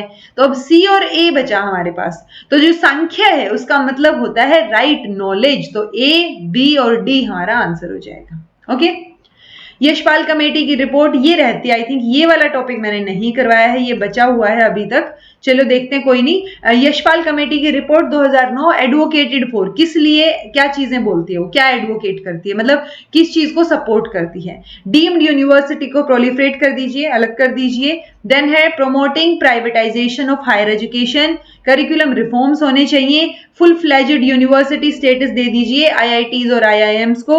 Establishing national commission for higher education, higher education के लिए एक कमीशन आपको एस्टैब्लिश करना है। तो देखिए इन्होंने ये क्या बोलते हैं, हमारी तीन, अच्छा ओके, तीन ऑप्शन सही दे रखे हैं ना। सो देखिए इन्होंने ये तो बोला था फुल फ्लेज्ड यूनिवर्सिटी स्टेटस दे दीजिए आईआईटीज और आईआईएम को, यानी डी तो हमारा आएगा। अगर डी आएगा तो फर्स्ट ऑप्शन कट आउट हो गया। ओके, प्राइवेटाइजेशन को प्रमोट नहीं करते ये, तो बी नहीं आएगा, तो ऑप्शन बचा हमारा third, C D E. Okay, curriculum reforms, full fledged university और हायर एजुकेशन कमीशन एस्टैब्लिश करना। तो ना ये प्राइवेटाइजेशन को सपोर्ट कर रहे और ना ही डीम यूनिवर्सिटी को प्रोलिफरेशन की बात कर रहे। ओके, कोठारी कमीशन 1964-66, बताइए जी, part time and correspondence courses जो हैं उनको डिस्करेज कीजिए, क्या ऐसा बोला था इन्होंने। साइंस एजुकेशन एंड रिसर्च जो है उसको हाई प्रायोरिटी मिलनी चाहिए। स्कूल कॉम्प्लेक्सेस को एस्टैब्लिश कीजिए। सेकेंडरी एजुकेशन जो है उसको लार्जली वोकेशनलाइज कर दीजिए, यानी सेकेंडरी एजुकेशन के बाद जो है आप क्या करेंगे, वोकेशनल एजुकेशन, ताकि आप मतलब कुछ ना कुछ वो होता है ना, काम धंधा कर पाए, अर्निंग हो पाए आपकी। जो नॉन हिंदी स्पीकिंग स्टेट्स हैं उनमें हिंदी को डिस्करेज किया जाए, तो ऐसा कुछ नहीं बोला था इन्होंने, तो इनफैक्ट जो 3 लैंग्वेज फॉर्मूला है हमारा उसकी बात की थी। ओके, तो ई तो नहीं आएगा, ई इन्होंने एक में ही दे रखा है, तो हमारा एक ऑप्शन कट आउट हो गया। ओके, सेकेंडरी एजुकेशन को वोकेशनलाइजेशन की बात इन्होंने की थी। ओके, तो उस हिसाब से हमारा फर्स्ट भी कट आउट हो गया। देन हमारे पास ऑप्शन बचता है सी, सी तो सही है ही हमारा कि स्कूल कॉम्प्लेक्सेस बनाने हैं। अब ए और बी में से हमें ढूंढना है कि कौन सा सही होगा। सो ए में बोल रहे हैं कि पार्ट टाइम कोर्सेज को डिस्करेज करना है और दूसरे में बोल रहे हैं साइंस और रिसर्च को बढ़ावा देना है। तो इन्होंने पार्ट टाइम कोर्सेज को भी डिस्करेज करने की बात नहीं कही थी, ठीक है। तो ए ऑप्शन जो है वो हमारा सही नहीं होगा, बी वाला सही होगा। तो रिसर्च को हाई वैल्यू देनी, हाई प्रायोरिटी देनी है, स्कूल कॉम्प्लेक्सेस एस्टैब्लिश करने हैं और सेकेंडरी एजुकेशन को वोकेशनलाइज करना है। Okay, what is not counselling, तो क्या काउंसलिंग नहीं है, तो उससे पहले आपको ये तो पता होना चाहिए ना काउंसलिंग क्या है। सो वो अगर आपको नहीं पता तो आप गड़बड़ कर जाएंगे इसमें। तो अगर इन्फॉर्मेशन ही आप दे रहे हैं तो इन्फॉर्मेशन तो कोई भी दे सकता है ना, काउंसलर की क्या जरूरत है, मतलब स्पेसिफिकली एक इंसान को हम ट्रेन करें पैसे लगा के और वो भी इन्फॉर्मेशन देने के लिए, नहीं, ऐसा जरूरी नहीं है। सजेशन दे सजेशंस तो फ्रेंड्स भी दे देते हैं आपके, तो सजेशन के लिए भी नहीं है। इन्फ्लुएंस करें ये क्लाइंट की वैल्यूज को, एटीट्यूड्स को, बिलीफ्स को, नहीं, बिल्कुल भी ऐसा नहीं है, आप इन्फ्लुएंस नहीं करेंगे काउंसलिंग में, ठीक है। सो इन्होंने नोट काउंसलिंग पूछा है, तो बस तो ये तीनों ही आ गए, क्योंकि हम वॉलेंटरी चेंज की बात करते हैं, मर्जी से ही होगा ना चेंज तो, और क्लाइंट को एक वार्मथ, एक गर्माहट जो है वो देनी है उसको, ताकि वो होता है ना गर्म जोशी वाली बातचीत, सो वो यहाँ पे होनी चाहिए। ओके, तो ए बी सी हमारा आंसर हो जाएगा। नोट, ये काउंसलिंग नहीं है। ओके, ये तो कोई भी कर सकता है। काउंसलिंग में स्पेसिफिक ट्रेनर की जरूरत पड़ती है, काउंसलर की जरूरत पड़ती है जो कि प्री सर्विस ट्रेनिंग करके आया हो। ओके, तो प्रायर ट्रेनिंग की जरूरत पड़ेगी हमें काउंसलिंग के लिए। Creative pupils are at higher risk of, तो क्रिएटिव pupil यानी जो क्रिएटिव बच्चे हैं वो किसके रिस्क पे हैं? उनका शोषण हो सकता है, वो डिसएंगेज हो सकते हैं, इग्नोर हो सकते हैं, या स्कूल ड्रॉप आउट हो सकते हैं। तो देखिए कोई भी रीजन हो सकता है कि भाई क्रिएटिव बच्चे किस चीज वो ड्रॉप आउट की उस पे एज पे ज्यादा रहेंगे। पहली बात तो क्यों रहेंगे उसके एज पे कि जो क्रिएटिव बच्चा है वो या तो बोर हो सकता है, या उसको लगे कि उसकी कैपेबिलिटीज के अकॉर्डिंग काम नहीं हो रहा है, या हो सकता है उसके पेरेंट्स को लगे, तो वो स्कूल ड्रॉप आउट के चांसेस ज्यादा हो जाते हैं। ओके, सो डी तो रहेगा। बी और सी में से क्या है? इग्नोर होंगे या डिसएंगेजमेंट होगी? सो डिसएंगेज हो सकते हैं जी, तो डिसएंगेज और स्कूल ड्रॉप आउट ये दो ऑप्शन हो सकते हैं, इसके रिस्क में होंगे। उनका एक्सप्लॉयटेशन होने के चांसेस बहुत रेयर होंगे या बिल्कुल नील लगा लीजिए, बिकॉज अगर बच्चा क्रिएटिव है तो वो ऑलरेडी स्मार्ट है ना, तो वो शोषण को क्यों सहन करेगा। और इग्नोरेंस भी नहीं होगी क्योंकि वो अलग से ही चमकेगा बच्चा जब क्रिएटिव है तो। National Policy on Education 1986 recommended launch of centrally sponsored scheme of teacher education। उसके लिए इन्होंने कौन कौन से जो हमारे इंस्टीट्यूशंस हैं उनकी बात की, या कौन कौन से इंस्टीट्यूशंस इसके अंडर बने। तो डाइट तो डेफिनेटली है, ये तो मतलब कोई दो राय है ही नहीं इसमें डाइट वाले में तो। ओके, सो ए तो रहेगा पिक्चर में। अगर ए रहेगा तो देखिए दो ऑप्शन आपके कट आउट हो गए, यानी अब आपकी 50% प्रोबेबिलिटी बचती है कि आपका ये ऑप्शन, ये आंसर जो है वो सही हो। ओके, सो ए तो आ गया। बी, ई और सी, डी में से बताना है आपको एक।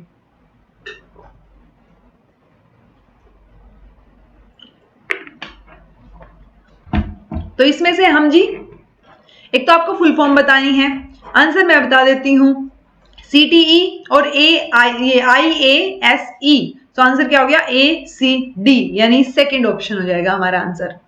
ये मैंने जब 1986 की पॉलिसी आपको डिटेल में करवाई थी ना, तब भी करवा रखी है। अगर आपने वो वीडियो भी देख रखी होगी तो ये आंसर आपका गलत नहीं हो सकता। 49th question, why is the professional development of teachers required? तो टीचर्स का प्रोफेशनल डेवलपमेंट क्यों जरूरी है? नॉलेज जो है हमारी सब्जेक्ट की डोमेन से रिलेटेड उसको एक्सपेंड करने के लिए, to get entry in teaching profession में एंट्री देने के लिए, पॉलिसीज और स्कीम्स बनाने के लिए, to change due to changing pedagogy, अगर पेडागोजी चेंज हो रही है तो प्रोफेशनल डेवलपमेंट भी टीचर्स का होते रहना चाहिए, या फिर to meet personal financial requirement. तो पर्सनल फाइनेंशियल रिक्वायरमेंट के लिए हमें टीचर्स का प्रोफेशनल डेवलपमेंट करते रहना चाहिए। ठीक है, सो फाइनेंशियल रिक्वायरमेंट वाला कोई लॉजिक नहीं बनता फिलहाल, क्योंकि हमसे पूछे गए हैं 5, ए से लेके ई तक ऑप्शन है, लेकिन हमें 3 ही सिलेक्ट करनी है। ओके, तो उसमें से हमें कट आउट तो करने पड़ेंगे। ओके, तो हमें ये तो पता है कि नॉलेज को एक्सपेंड करने के लिए हमें प्रोफेशनल डेवलपमेंट की जरूरत है, यानी ए तो आएगा। अगर ए आएगा तो ऑटोमेटिकली बी और फर्स्ट, ये जो हमारे फर्स्ट और थर्ड ऑप्शन है, कट आउट हो गया। अगर ए आ रहा है तो सी भी आ ही रहा है ऑटोमेटिकली दोनों ऑप्शंस में, यानी enactment of policies and scheme. ठीक है, अब हमारे पास ऑप्शन बचा ई और डी का। तो ई में हमने ऑलरेडी फाइनेंशियल रिक्वायरमेंट वाला और डी में पेडागोजी चेंजिंग। सो आंसर क्या होना चाहिए? डी, यानी कि ये हमारा जो फोर्थ है ACD, कि पेडागोजी की चेंज की वजह से भी प्रोफेशनल डेवलपमेंट टीचर्स का जरूरी है। ओके, देन है जी 4 बेसिक क्वेश्चन जो कि रैल्फ टाइलर ने करिकुलम प्लानिंग के दौरान उठाए थे। वो 4 क्वेश्चन पूछे गए हैं। क्या एजुकेशनल गोल्स रहेंगे जो हमें अटेन करने हैं? देन है इंस्ट्रक्शनल मटेरियल क्या रहेगा उन गोल्स को अटेन करने के लिए, उनको हमें कैसे अटेन करना है, कैसे हम उन गोल्स को इवेल्युएट करेंगे कि हमने अटेन किए हैं कि नहीं किए हैं, और लर्निंग एक्सपीरियंस जो है वो क्या रहेगा इन गोल्स के थ्रू। तो इन 5 में से सिर्फ 4 बेसिक क्वेश्चन रैल्फ टाइलर ने उठाए थे जो आपको याद रखने पड़ेंगे। ओके, सो इन्होंने एजुकेशनल गोल्स क्या होने चाहिए, लर्निंग एक्सपीरियंस क्या होना चाहिए, कैसे आप उनको ऑर्गेनाइज करेंगे और कैसे आप उनको इवेल्युएट करेंगे। सो बी जो है जी वो ऑप्शन में नहीं आएगा, ACDE हमारा सही आंसर रहेगा। ओके, इंस्ट्रक्शनल मटेरियल की बात इन्होंने नहीं की थी, कैसे और क्या की बात की थी। सो ये है वो 4 क्वेश्चन कि पर्पस क्या रहेगा, एजुकेशनल पर्पस, ठीक है, स्कूल का। देन उसकी जो लर्निंग एक्सपीरियंसेस हैं वो हमें कैसे प्रोवाइड करने हैं, देन मतलब क्या लर्निंग एक्सपीरियंस होने चाहिए, फिर उनको कैसे हम इफेक्टिवली ऑर्गेनाइज करें और कैसे हम उनको इफेक्टिवली देन अटेन करके इवेल्युएट करें। Okay, select the steps used in curriculum design, तो करिकुलम डिजाइन करते टाइम कौन कौन से स्टेप्स यहाँ पे पिक्चर में रहेंगे। लर्निंग एक्सपीरियंस सिलेक्ट करना, detailing the budget, formulation of objective, need की डायग्नोसिस करना और अप्रोप्रिएट ह्यूमन रिसोर्सेज जो है उनको सिलेक्ट करना। अगेन 3 ऑप्शन है, ऑप्शन एक बार देख लिया कीजिए ना, एक आधे फैक्चुअल क्वेश्चन है वहां मत देखिए बेशक, बट ऑप्शन आपको देखना पड़ेगा ताकि आप आइडिया लगा पाए कि कौन सा ज्यादा इंपॉर्टेंट है। ओके और क्या चीज रहेगी। सो आप लर्निंग एक्सपीरियंस क्या देना चाहते हैं करिकुलम को डिजाइन करते टाइम, आप ये चीज तो सोचेंगे, राइट। सो ए तो रहेगा ऑप्शन में, और देखिए ए ऑप्शन में है तो तीनों ऑप्शन में है, ये कट आउट हो गया। ओके देन बजट की डिटेलिंग आप सोचेंगे नहीं सोचेंगे, ये एक कंफ्यूजन वाला पॉइंट है। हाँ आप ऑब्जेक्टिव्स को फॉर्मुलेट करेंगे, अगर ऑब्जेक्टिव्स को फॉर्मुलेट करेंगे तो आप नीड्स भी देखेंगे, ठीक है। सो ए, सी और डी हमारा सही आंसर रहेगा। बजट वाला ऑप्शन वैसे ही डाउन चला जाएगा जब हम नीड्स की बात करेंगे, क्योंकि जब आप करिकुलम बना रहे हैं उस टाइम पे आप नीड देखेंगे, ऑब्जेक्टिव देखेंगे, बच्चे को कैसा एक्सपीरियंस देना है वो देखेंगे, तो ये 3 चीजें तो रहेंगी, मस्ट हो गई, ठीक है।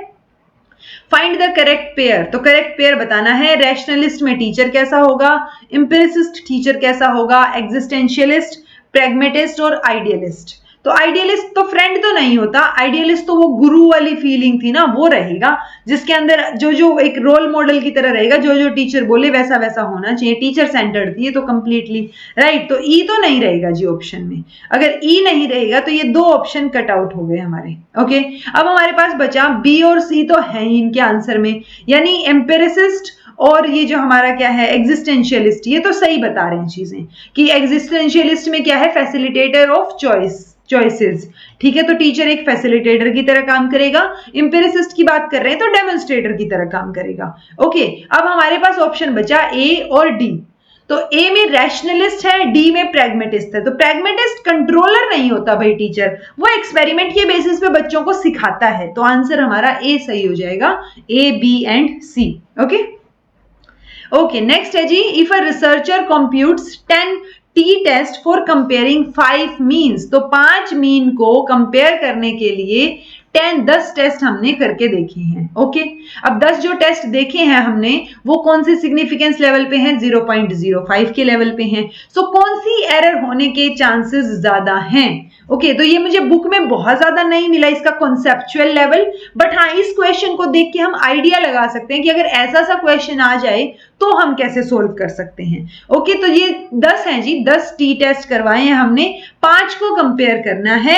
आंसर अगर आप इसका देखेंगे तो बी, सी और डी बिल्कुल सही है। उसको अगर एनालाइज किया जाए तो देखिए आपको इससे पहले पता होना चाहिए कि टाइप 1 एरर क्या होती है और टाइप 2 एरर क्या होती है। ओके टाइप 1 एरर थी कि देखिए दोनों में क्या था, नल हाइपोथेसिस। तो नल हाइपोथेसिस अगर क्या थी, हमने ये बोला था कि या तो वो सही हो सकती है या वो गलत हो सकती है। अगर वो सही है और हमने उसको एक्सेप्ट कर लिया तो ठीक है, कोई दिक्कत ही नहीं है, ठीक है। और अगर वो गलत है और हमने उसको रिजेक्ट कर दिया तो भी ठीक बात है, कोई बात नहीं। लेकिन अगर वो सही है और हमने उसको रिजेक्ट कर दिया तो ये तो गलती हो गई ना हमारी, कि कोई सही चीज थी और हमने रिजेक्ट कर दिया, तो टाइप 1 एरर हो गई। लेकिन अगर कोई गलत चीज थी और उसमें हमने एक्सेप्ट कर लिया, तो अगर नल हाइपोथेसिस करेक्ट है, ट्रू है and we are rejecting it, तो वो टाइप 1 एरर। अगर नल हाइपोथेसिस रॉन्ग है यानी गलत है, फॉल्स है and we are accepting it, तो ये टाइप 2 एरर होगी। वो ज्यादा बड़ी गलती होगी ना, गलत को मान लिया, तो वो टाइप 2 एरर। तो ये 2 एरर आपको ऑलरेडी पता होनी चाहिए। सो प्रोबेबिलिटी जो है 0.50 is to reject at least one null hypothesis when it is true। तो जब ये true है तब इसको रिजेक्ट करना, तो 0.50 प्रोबेबिलिटी है इसकी, ठीक है, ये तो ठीक है। ओके देन है there will be an unacceptable high error rate for the total experiment, तो ये यहाँ पे रेट हाई हो सकता है इसका। उसके बाद भी हमने तो टाइप किसकी बात की, नल हाइपोथेसिस, जब वो हम उसको क्या कर रहे हैं, रिजेक्ट कर रहे हैं, जब वो सही है तो टाइप 1 एरर हो गई ना। तो ओवरऑल टाइप 1 एरर जो है वो हमारी इंक्रीज होने के चांसेस ज्यादा है, ठीक है। सो ये 3 चीजें जो है वो ट्रू हैं जी, इसमें ये ध्यान रखिएगा। Which of the following characterize a qualitative research, तो क्वालिटेटिव रिसर्च किस पे निर्भर करती है, रिसर्चर पे डिपेंड करेगी ना। वो मान लो इंटरव्यू ले रहे हैं हम, तो किसका इंटरव्यू लेना है, कितने लोगों का लेना है, कौन लेगा इंटरव्यू, तो ये सारी चीजें रिसर्चर पे डिपेंड करेंगी। Tool dependent, context specific generalisation, minimal citation of literature या context free generalisation. So context free नहीं होगा क्योंकि कॉन्टेक्स्ट तो स्पेसिफिक रहेगा, तभी तो हम स्पेसिफिक लोगों का इंटरव्यू लेंगे। अगर जनरलाइजेशन ही करनी होती तो हम फिर क्वालिटेटिव रिसर्च में थोड़ा ना जाते, हम डाटा वाले में जाते, क्वांटिटेटिव में जाते, राइट। सो ए और सी तो रहेगा, ठीक है। अगर ए और सी रहेगा तो देखो आंसर भी आ गया हमारे पास, ए सी और डी, ठीक है। अगर हमें ए और सी का देखिए, यहाँ पे ए था यहाँ पे सी था, तो ए और सी दोनों हैं हमारे पास, तो ऑप्शन हमारा फोर्थ सही हो जाएगा। सो कुछ एक क्वेश्चन ना आपको बहुत दिमाग या याद रखने की जरूरत नहीं है, दिमाग लगाने की जरूरत है, आपको लॉजिक लगाने की जरूरत है कि कौन सी चीज सही हो सकती है कौन सी नहीं। जहां पे आप बिल्कुल श्योर हैं कि ये तो ऑप्शन में आएगा ही आएगा, ये तो गलत हो ही नहीं सकता, तो वो चीज अगर आपको पता चल गई तो आजकल बहुत इजी ऑप्शंस आते हैं तो वो आप सोल्व कर लेंगे। ओके, चलिए जी, distinguished features of action research. तो एक्शन रिसर्च क्या होता है, करवा रखा है अच्छे से, किसने जो है उसकी वो दी थी, किसने एजुकेशन में सबसे पहले यूज किया था एक्शन रिसर्च, या साइकिल किसने दी थी एक्शन रिसर्च की, तो सब करवाया था मैंने आपको। तो सिर्फ टीचर्स इसको यूज करते हैं एक्शन रिसर्च को। A small accessible population is used for the study, या सैंपल जो है हम पॉपुलेशन से ड्रॉ करेंगे, या रिसर्चर जो है वो कंज्यूमर है फाइंडिंग्स का, या obtaining findings are generalised to the population. तो देखिए एक्शन रिसर्च ना 2-3 पॉइंट याद रखिए, लोकल लेवल पे होती है, यूजुअली स्मॉल लेवल पे होती है, और हम इसको जनरलाइज नहीं करते सबके लिए, ठीक है। तो पॉपुलेशन के लिए जनरलाइज्ड नहीं होगी, ये सिर्फ टीचर्स करें, मतलब यूजुअली टीचर्स करते हैं, प्रोफेशनल रिसर्चर्स नहीं करते एक्शन रिसर्च, बट जब लोकल लेवल पे हो रही है तो कोई भी कर सकता है, सिर्फ टीचर्स नहीं करेंगे, कोई भी कर सकता है। हम एग्जाम्पल टीचर का लेके चलते हैं डेफिनेटली। ओके, सो ए और ई तो नहीं आएगा जी, ठीक है। तो ए ई अगर ये भी पता चल गया, देखो थर्ड आंसर आ गया, बी और डी आएगा हमारे पास आंसर में, ठीक है। अ स्मॉल एक्सेसिबल, छोटी पॉपुलेशन पे रहेगा, मैंने बोला ना लोकल लेवल पे होगी, स्मॉल होगी। जो सैंपल ड्रॉन किया गया है वो पॉपुलेशन से ही ड्रॉ किया जाता है, ना कि उसके अंदर से हम मतलब जो स्टडी के लिए यूज कर रहे हैं वहां से रहे। अच्छा ओके, नहीं पॉपुलेशन, वो स्मॉल सैंपल वाली बात हो रही है ना, छोटे लोगों पे, तो ये नहीं रहेगा जी। पॉपुलेशन के ऊपर ही हम करते हैं, मतलब हम ये नहीं कर रहे, मान लो एक क्लास के ऊपर कर रहे हैं तो क्लास में सब बच्चों के ऊपर कर रहे हैं, हम उसमें से 2-4 बच्चों पे एक्सपेरिमेंट नहीं करके देखेंगे। ओके, सो बी और डी जो है वो हमारा आंसर हो जाएगा।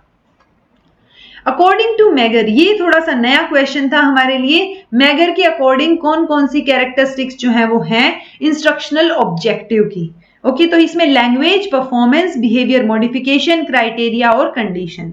इसका आंसर बता देती हूं मैं, बी, डी और ई रहेगा, यानी परफॉर्मेंस, क्राइटेरिया और कंडीशन। क्यों रहेगा, क्योंकि मैगर की थियरी थी जी, एक मैगर का एक अप्रोच था इंस्ट्रक्शनल डिजाइन का, जिसको हम क्राइटेरिया रेफरेंस्ड इंस्ट्रक्शन बोलते हैं, CRI, जिसमें 4 स्टेप प्रोसेस है। ये टास्क को आप एनालाइज करेंगे, टास्क को या गोल को, ठीक है, कि क्या सिखाना है बच्चे को, परफॉर्मेंस के ऑब्जेक्टिव्स पे फोकस करेंगे, देन क्राइटेरिया रेफरेंस्ड टेस्टिंग होगी और फिर डेवलपमेंट होगा।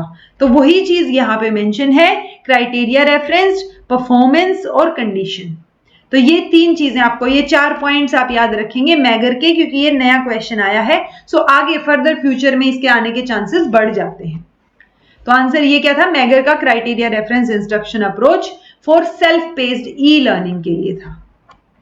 Which among the following are not the cognitive processes of Anderson and Krathwohl's taxonomy of instructional objective? तो जिनको ये क्वेश्चन भी बाहर से लग रहा है वो तो मतलब क्या बोलूं मैं आप लोगों को ना, क्योंकि एंडरसन और क्रोथेल करवा तो रखा है। ब्लूम की जो टेक्सोनॉमी है, बोला था 1956 में आई थी, ये भी बोला था 2001 में रिवाइज हुई थी। तो जो 2001 में रिवाइज हुई थी वो किसने की थी, इन्होंने ही तो की थी। तो वो रिवाइज वाली फॉर्म में आपको कॉम्प्रिहेंशन और सिंथेसिस, ये 2 टर्म्स नहीं दिखेंगी, तो आंसर हो जाएगा ए। एक सेकेंड, नहीं ये यहाँ पे, ओके एक सेकेंड, अच्छा नॉट द कॉग्निटिव, हाँ ना, तो बी और डी नोट पूछा है, तो बी और डी टर्म आपको नहीं दिखेंगी। ओके, ये था हमारे पास ब्लूम टेक्सोनॉमी, हायरार्किकल ऑर्डर था ये मैंने आपको करवा रखा है। ये 1956 का था, जिसमें कॉम्प्रिहेंशन और एनालिसिस है, सिंथेसिस था ना ऊपर वाले में, हाँ सिंथेसिस, ठीक है। तो ये 2 चीजें 1956 में थी, यहाँ पे नहीं है, ये वही चीज हमसे पूछी है और ये एंडरसन और क्रोथेल ने दी है। ओके, 6 कैटेगरीज होती हैं ये। देन आपसे पूछा गया है जी, जो क्रिएटिव कॉमन लाइसेंस है उसके सिंबल का पूछा गया है आपसे। ओके, तो आपको सिंबल्स याद होने चाहिए, मैंने दिखाए भी थे आपको जब करवाया था मैराथन में भी, आई थिंक करवाया था, बट डिटेल में तो दिखाई रखे थे।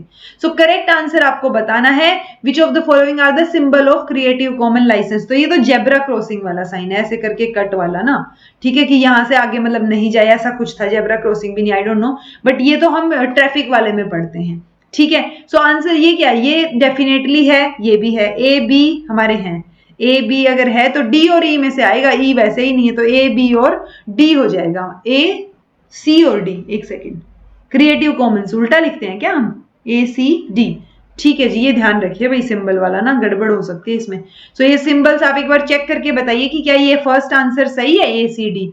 तो ए पे तो मैं श्योर हूं, ठीक है, तो ए तो होगा ही होगा। अब सी और डी, सी और डी, ये बताइएगा मुझे बी और सी में से ऑप्शन मैंने सही लिखा है या नहीं लिखा, ये आप चेक करके बता सकते हैं मुझे। मैं एक बार इसको इरेज करती हूँ, आप देख लीजिए, ये क्वेश्चन आया हुआ था क्रिएटिव कॉमन लाइसेंस का, जो मैंने आपको करवा रखा था।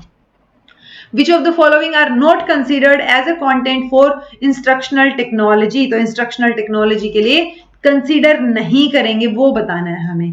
Criteria test, task analysis, behaviour modification, controlling of teaching, planning of teaching. So जब आप इंस्ट्रक्शनल टेक्नोलॉजी का इस्तेमाल कर रहे हैं तो आप इन चीजों को यूज नहीं करेंगे, आप क्राइटेरिया टेस्ट और टास्क एनालिसिस को यूज करेंगे, बट बिहेवियर मॉडिफिकेशन या टीचर को कंट्रोल करना या प्लानिंग ऑफ टीचिंग को कंट्रोल करना, ये चीजें नहीं रहेंगी ऑप्शन में। Which among the following are not open educational resource repositories? I think इस क्वेश्चन में कुछ गड़बड़ है या पता नहीं क्या है, या चैलेंज तो नहीं हुआ आई थिंक ये, बट हमें ये पता है कि ई ज्ञान कोश तो ओपन है, ठीक है, नेशनल डिजिटल लाइब्रेरी भी ओपन है और ज्ञान दर्शन भी ओपन है, लेकिन इन्होंने आंसर में यही चीजें दे रखी हैं, ठीक है। तो ये आप लॉजिक मुझे बताइएगा क्यों दे रखी हैं। बाकी फुल फॉर्म ये जो NROER है, ये भी नेशनल लेवल पे रिपोजिटरी है ओपन एजुकेशनल रिसोर्स की। ई ज्ञान कोश तो डेफिनेटली ओपन एजुकेशनल रिसोर्स है, ठीक है, इग्नू की तरफ से जो इनिशिएटिव है। ज्ञान दर्शन का मैं फिर भी मान लूं कि चलो ये तो रिपोजिटरी नहीं है, टीवी चैनल की तरह हम इसको लेके चलते हैं, सो ई तो चलो ठीक है, मैं मान के चलती हूँ कि नहीं है ओपन एजुकेशनल रिसोर्स अगर हम रिपोजिटरी की तरह लेके चलें, बट ई ज्ञान कोश तो है, ठीक है, एक प्लेटफॉर्म की तरह, एक रिपोजिटरी की तरह ही है, और एक नेशनल डिजिटल लाइब्रेरी। तो नेशनल डिजिटल में भी ना करें ये, बट मैंने देखी थी इसकी वेबसाइट खोल के भी, तो ये भी ओपन है बिल्कुल। नेशनल रिपोजिटरी ऑफ ओपन ये अलग हो गया बिल्कुल। तो ये मुझे इसका आंसर जो BCE इन्होंने दे रखा है, सेकंड वाला B, C और E वाला, तो E पे मैं ठीक हूं, बट B और C में मुझे हजम नहीं हो रहा कि आंसर कैसे दे दिया इन्होंने, ठीक है। तो ये तो सारी ये ओपन एजुकेशनल रिसोर्सेज हैं ये। सो ये एक क्वेश्चन मार्क वाला क्वेश्चन उठता है हमारे पास कि इसका आंसर इन्होंने ये क्यों दे रखा है। Okay, Which of the following are within the quality indicator? But अगर आपके पास फर्दर कभी आता है ना, तो ध्यान रखिए, इसको प्रायोरिटी पे मत रखिए कि ई ज्ञान कोश नहीं है। ई ज्ञान कोश है भाई, ओपन एजुकेशनल रिसोर्स रिपोजिटरी ही है, ये ओपन है, ओपन रिसोर्स है, ठीक है, एजुकेशनल रिसोर्स। सो आगे आप फ्यूचर में ध्यान रखिए कि ऐसा कुछ ना हो, हम अपने हिसाब से तो सही दे के ही आ सकते हैं आंसर, बट ई ज्ञान कोश नहीं आएगा डेफिनेटली। ज्ञान दर्शन में फिर भी लगा के चलूं, सो BCE और ABE वही है सारे ऑप्शंस, मेरे को तो गड़बड़ी लग रहे हैं इसमें। Which of the following are within the quality indicator framework of NAAC? तो ये मैंने आपको बता रखा था कि NAAC के जो 7 इंडिकेटर हैं उनमें से क्वेश्चन आता है, तो आपको पता होने चाहिए वो कौन कौन से हैं। इसका आंसर हो जाएगा B, D and E। Okay, Which of the following are related to scientific management approach? अब इसमें आपको नाम नहीं नजर आ रहे होंगे, ठीक है, तो आपको इतना तो पता होगा कि हाँ टेलर का तो है और मायो का नहीं है।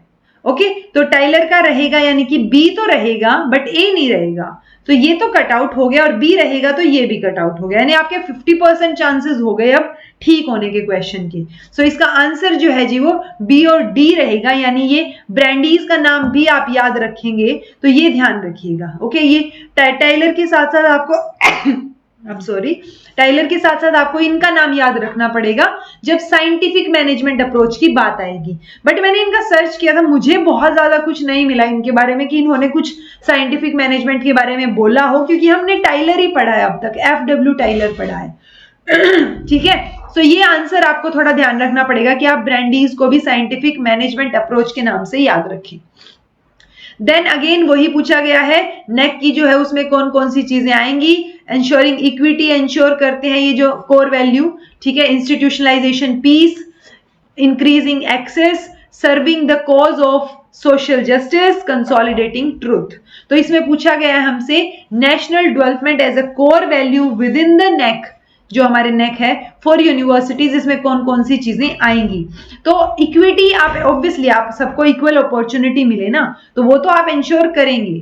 तो यानी इनमें से अगर मैं देखूं तो ए तो आ ही रहा है, तो ईडी में से ऑप्शन बचा हमारे पास, कंसोलिडेटिंग ट्रूथ और serving the cause of social justice. तो आंसर ए सी डी हो जाएगा जी, ठीक है, ट्रूथ वाला कोई चक्कर यहां पे है नहीं। सो ये कोर वैल्यूज रहेंगी ए सी डी। तो आपको थोड़ा स्मार्टली हैंडल करने पड़ेंगे क्वेश्चंस, बिकॉज सारे क्वेश्चंस पढ़े हुए आए ऐसा जरूरी नहीं है, कुछ एक मतलब 2 4 5 क्वेश्चन आपको दिखेंगे ऐसे जो अलग हो थोड़े से, तो वहां पे आप थोड़ा लॉजिक लगाइएगा। SSA जो डॉक्यूमेंट है, फुल फॉर्म बता दीजिएगा कमेंट में, must incorporate the educational experience of. So किसके एजुकेशनल एक्सपीरियंस को सर्व शिक्षा अभियान वाला या समग्र शिक्षा अभियान के डॉक्यूमेंट में इनकॉर्पोरेट करने की जरूरत है। तो जो ओल्डर PWDs हैं, public welfare departments, then teacher fraternity जो है, देन वॉलेंटरी ऑर्गेनाइजेशंस जो सामने से आके हिस्सा लें, एजुकेशनिस्ट और लीडर्स। तो लीडर्स थोड़ा, क्योंकि इसमें 5 में से 4 ऑप्शन सही दिखा रखे हैं इन्होंने, सो 5 में से 4 को अगर हम चूज करने बैठे तो टीचर्स डेफिनेटली आएगा चूज करने में, PWDs भी आएंगे क्योंकि वो पब्लिक वेलफेयर के डिपार्टमेंट्स हैं, तो क्या अच्छा है पब्लिक के लिए। देन वॉलेंटरी ऑर्गेनाइजेशन आएंगी, एजुकेशनिस्ट भी आएंगे, बट लीडर थोड़ा सा ऑफ द ट्रैक हो गया। सो आंसर हमारा ई को छोड़ के ABCD हो जाएगा। Student with dyscalculia face difficulty in, so ये लर्निंग डिसेबिलिटी है, कौन से स्टूडेंट की, ये ऐसे स्टूडेंट्स क्या क्या डिफिकल्टी फेस करते हैं। सो यहाँ 5 में से 3 ऑप्शन है हमारे पास। Okay, so problem related to number graph, number में डील करना, नंबर की प्लेसिंग करना, या problems related to spatial concept, या प्रॉब्लम्स रिलेटेड टू नंबर्स को रीड करना। ओके, तो नंबर्स के साथ डील करना, उनको प्लेस करना, ये उनके लिए टफ हो जाता है। ओके, सो बी और सी तो रहेगा, बी और सी, अगर बी और सी रहेगा तो आंसर आ गया हमारे पास बी, सी और डी, ठीक है। तो नंबर के साथ जब डील करने में बच्चे को दिक्कत आए तो वो डिसकैल्कुलिया होता है, तो B, C and D. Okay, अब ये आप क्वेश्चन आपको बिल्कुल नया दिख रहा होगा, बट इस क्वेश्चन में आपको इतना पता है, रैशनलिज्म तो वर्ड सुना है ना, तो रैशनलिज्म में हम क्या मानते हैं कि लॉजिक, रीजन होना चाहिए हमारे पास, रैशनल चॉइसेस, एक लॉजिक के साथ आप चीजों को चूज करें, राइट। सो उस हिसाब से अगर आप देखेंगे सो इनमें से आपको ये दिखेगा कि position that reason is the chief source of knowledge, कि रीजन होना चाहिए आपको ना, तो बी का रैशनलिज्म से रिलेटेड रीजन का आएगा अगर आप पढ़ के देखेंगे तो। सो यानी बी का 4th फिक्स है, तो अगर आपको बी का 4th भी फिक्स नजर आ रहा हो ना तो भी आपका आंसर आ जाता। भले ही आपने आज से पहले एग्नोटिसिज्म या मेलियोरिज्म या फिर हेडोनिज्म ये ना देखे हो, बट ये आपको यहां से आंसर मिल जाता, आंसर इसका 2nd होता। और अब चूंकि ये एग्जाम तो हो चुका है, तब आपको ये बाकी सारी चीजें भी पता होनी चाहिए। यानी एग्नोटिसिज्म की बात हो रही है तो वो पोजीशन जहां पे मतलब ये बोलते हैं कि कोई भी ऐसा कंक्लूजन नहीं आता जो कि अल्टीमेट रियलिटी को बता दे, कि हम ये बता दें कि भाई ये कंक्लूसिव नॉलेज है और ये अल्टीमेट रियलिटी को एक्सप्लेन कर रही है, ये इम्पॉसिबल है। सो ये बात कौन बोलते हैं, एग्नोटिसिज्म। देन आता है, ये तो हमने पढ़ लिया, फिर आता है मेलियोरिज्म, ठीक है। तो मेलियोरिज्म मतलब कंक्लूजन्स एज द गुडनेस और evil of existence can be made final. Then ये हेडोनिज्म, तो जो हाईएस्ट गुड है वो प्लेजर है। सो ये चीजें अब आपको पता होनी चाहिए, भले ही पहले आपको सिर्फ रैशनलिज्म पता था, बट चूंकि आप ये क्वेश्चन पेपर देख के जा रहे हैं तो आपको इन चीजों का मतलब भी पता होना चाहिए, जो कि इन्होंने सामने दे रखा है, वो ही बहुत है। ओके, देन है जी जस्टिस वर्मा के, देखिए मैंने बोला था ना इनमें से आते हैं क्वेश्चंस। अब ऐसे मैचिंग वाले क्वेश्चंस लगातार देखने को मिलेंगे कि कंफ्यूजन हो जाए कि कितने सारी मैचिंग करनी पड़ रही है। ओके तो इसको ध्यान रखना है आपको। तो justice Verma commission, Mudaliar commission, Yashpal committee, Kothari commission, ये सारे पढ़ा रखे हैं। यशपाल कमेटी एक रहती है जो 2009 वाली भी, और जो 1993 वाली बर्डन, लर्निंग विदाउट बर्डन वाली रिपोर्ट थी वो भी रहती है। मैं कोशिश करूंगी जल्दी से हो जाए, जून से पहले तो नहीं हो पाएगी बट दिसंबर से पहले हो जाएगी, तो कर लीजिएगा अगली बार के लिए। अभी के लिए तो मैराथन रिवाइज कर लीजिए, सर पे एग्जाम है। ओके, तो देखिए justice Verma commission, education for national development की बात हो रही है। Then vision for teacher education in India, quality and regulatory perspective, secondary education commission, Mudaliar, okay ये तो पता है ना हमें, और तो कुछ ना भी पता हो। Reviving higher education, higher education को रिवाइव करना। लर्निंग विदाउट बर्डन, तो लर्निंग विदाउट बर्डन बात की है जस्टिस वर्मा ने यशपाल कमेटी ने बात की थी, सॉरी यशपाल कमेटी ने, तो ये 5th। तो हमें बी का थर्ड, अगर बी का थर्ड भी पता है तो ये यहाँ पे ऑटोमेटिकली आंसर आ गया कि जस्टिस वर्मा कमीशन जो है वो किस लिए था, टीचर एजुकेशन को विजन देने के लिए। देन मुदालियर कमीशन था सेकेंडरी एजुकेशन के लिए, Yashpal committee learning without burden, Kothari commission national development के लिए था। और नेशनल लेवल पे जितनी भी एजुकेशन है उनके लिए सबसे पहला कमीशन था ये, पहला मतलब कि पहला जो हमारा इंडिपेंडेंट इंडिया में कमीशन था वो यूनिवर्सिटीज के लिए था, यूनिवर्सिटी एजुकेशन कमीशन जो राधा कृष्णन कमीशन था। फिर जो 1953-54 में जो था मुदालियर कमीशन वो सेकेंडरी एजुकेशन के लिए था। बट उसके बाद जब कोठारी कमीशन आया वही एक इकलौता कमीशन था जो कि किसके लिए था, सारे एजुकेशन सिस्टम के लिए था। सो आंसर इसका सेकेंड हो जाएगा जी।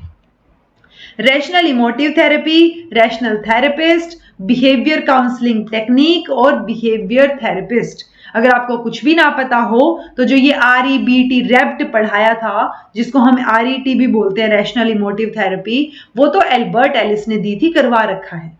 तो फर्स्ट का अगर थर्ड भी पता होता ना तो भी आपका आंसर निकल के आ गया, क्योंकि हर बार क्वेश्चन पेपर में आपको इस तरीके की चीजें दिखेंगी कि अगर आपको एक चीज भी पता है तो आपका सारा आंसर निकल जाएगा। बट अब आपको ये भी पता होना चाहिए कि रैशनल थेरेपिस्ट डायरेक्ट बात हो गई, very directive. Then behavioural counselling technique की बात करेंगे, तो ये नाम आपको अब याद रखने हैं, वोल्फ का और कंबोल्ट्स का। देन बिहेवियर थेरेपिस्ट की बात करें तो ये लर्निंग प्रोसेस हो गया, आप बिहेवियर को मॉडिफाई करना चाह रहे हैं। तो अब आपको बिहेवियर काउंसलिंग टेक्निक में वोल्फ और कंबोल्ट्स का नाम याद रखना है आगे से, ओके। DPEP सर्व शिक्षा अभियान, राष्ट्रीय माध्यमिक शिक्षा अभियान और समग्र, तो इनका फुल फॉर्म पता ही है कि कौन सी एजुकेशन के लिए थे वो बताना है हमें। तो देखिए राष्ट्रीय माध्यमिक है तो सेकेंडरी के लिए, और तो कोई ऑप्शन है नहीं ना, हाँ तो सी का फोर्थ यानी कि 2 ऑप्शन तो हमारे वैसे ही कट आउट हो गए ये वाले, ठीक है। अब हमें देखना है सर्व शिक्षा अभियान स्कूल एजुकेशन, देखिए फर्स्ट का फर्स्ट DPEP, तो ये DPEP एलिमेंट्री के लिए था या प्राइमरी के लिए था, प्राइमरी के लिए था, थर्ड आएगा, ठीक है। सो आंसर क्या हो जाएगा, थर्ड। तो ये प्राइमरी के लिए, सर्व शिक्षा अभियान जो है वो एलिमेंट्री के लिए, यूनिवर्सल एजुकेशन की बात की थी ना हमने इसमें भी थोड़ी सी।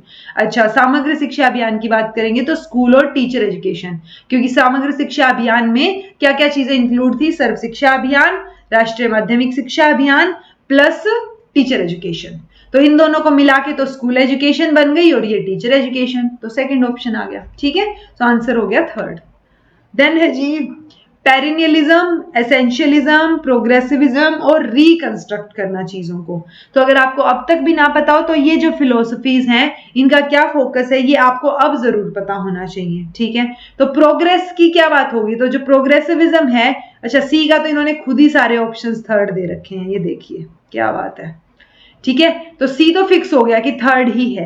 तो अब आपको ये पता होना चाहिए जब प्रोग्रेस की बात हो रही होती है तो सोशल साइंसेस पे या सोशल इकोनॉमिक्स पॉलिटिक्स उन सारी प्रॉब्लम्स पे हम फोकस करते हैं कि प्रेजेंट क्या है और फ्यूचर क्या हो सकता है, प्रोग्रेस हम कैसे कर सकते हैं, तो वो सी का थर्ड आ गया, ओके।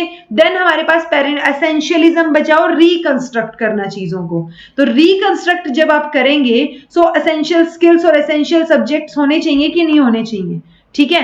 सो आंसर इसका फर्स्ट का फर्स्ट, सेकंड का सेकंड, थर्ड का थर्ड और फोर्थ का फोर्थ आएगा। तो एसेंशियलिज्म की बात करेंगे तो ये स्टूडेंट के इंटरेस्ट पे, ह्यूमन प्रॉब्लम्स पे, इन सब पे निर्भर करती है। सो ये वही सेम आंसर है, बस ये आपको ध्यान रखना है कि किसका क्या मतलब है। अगर आपको थोड़ा आइडिया भी होगा ना तो आप आइडिया लगा लेंगे कि क्वेश्चन में क्या पूछा गया है, okay. First second third and fourth.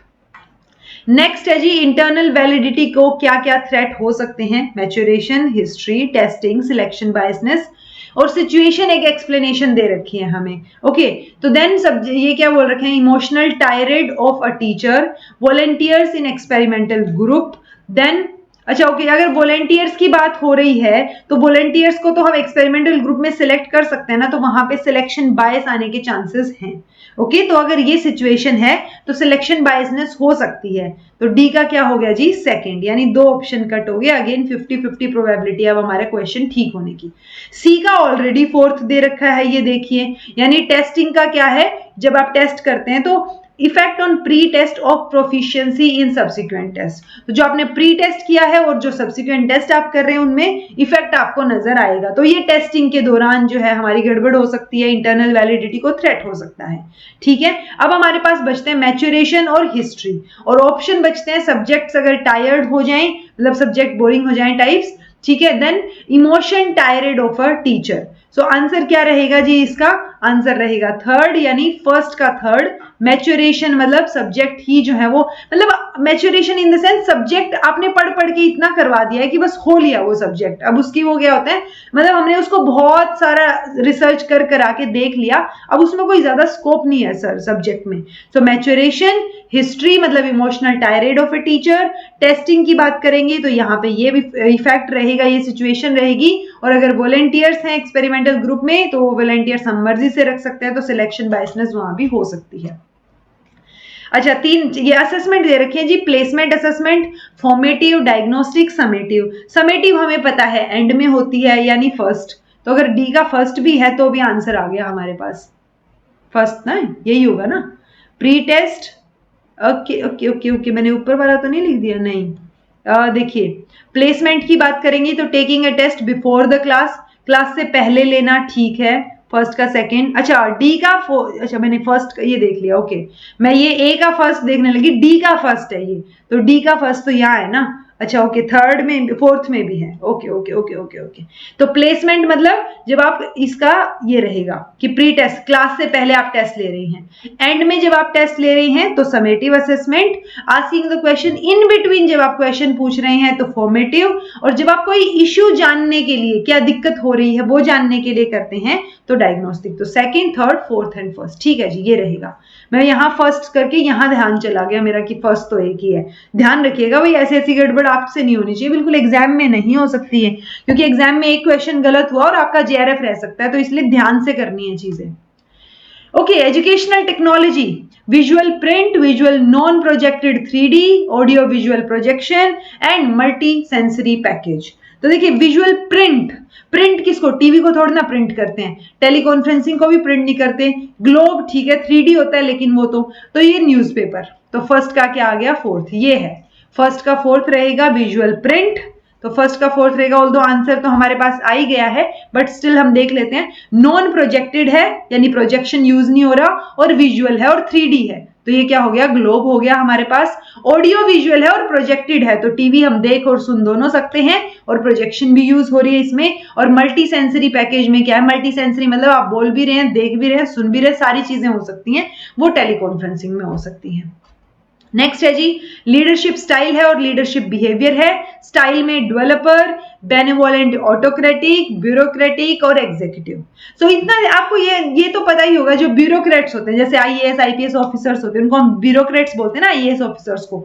सो वो ब्यूरोक्रेटिक जो रहेंगे वो रूल्स और प्रोसीजर्स से काफी अडहियर्ड रहेंगे कि हाँ वो फॉलो अप करेंगे। सो ब्यूरोक्रेटिक लीडरशिप अगर है तो वो रूल्स पे ज्यादा फोकस करेंगे, यानी सी का फोर्थ, तो ये यहीं से ही आंसर आ गया था हमारा ऑल्दो, ठीक है। तो आंसर क्या रहेगा, सेकंड। सो डेवलपर मतलब एक्सप्रेसिंग प्रोफेशनल कंसर्न्स, कि आप डेवलप कर रहे हैं, ठीक है, चीजों को।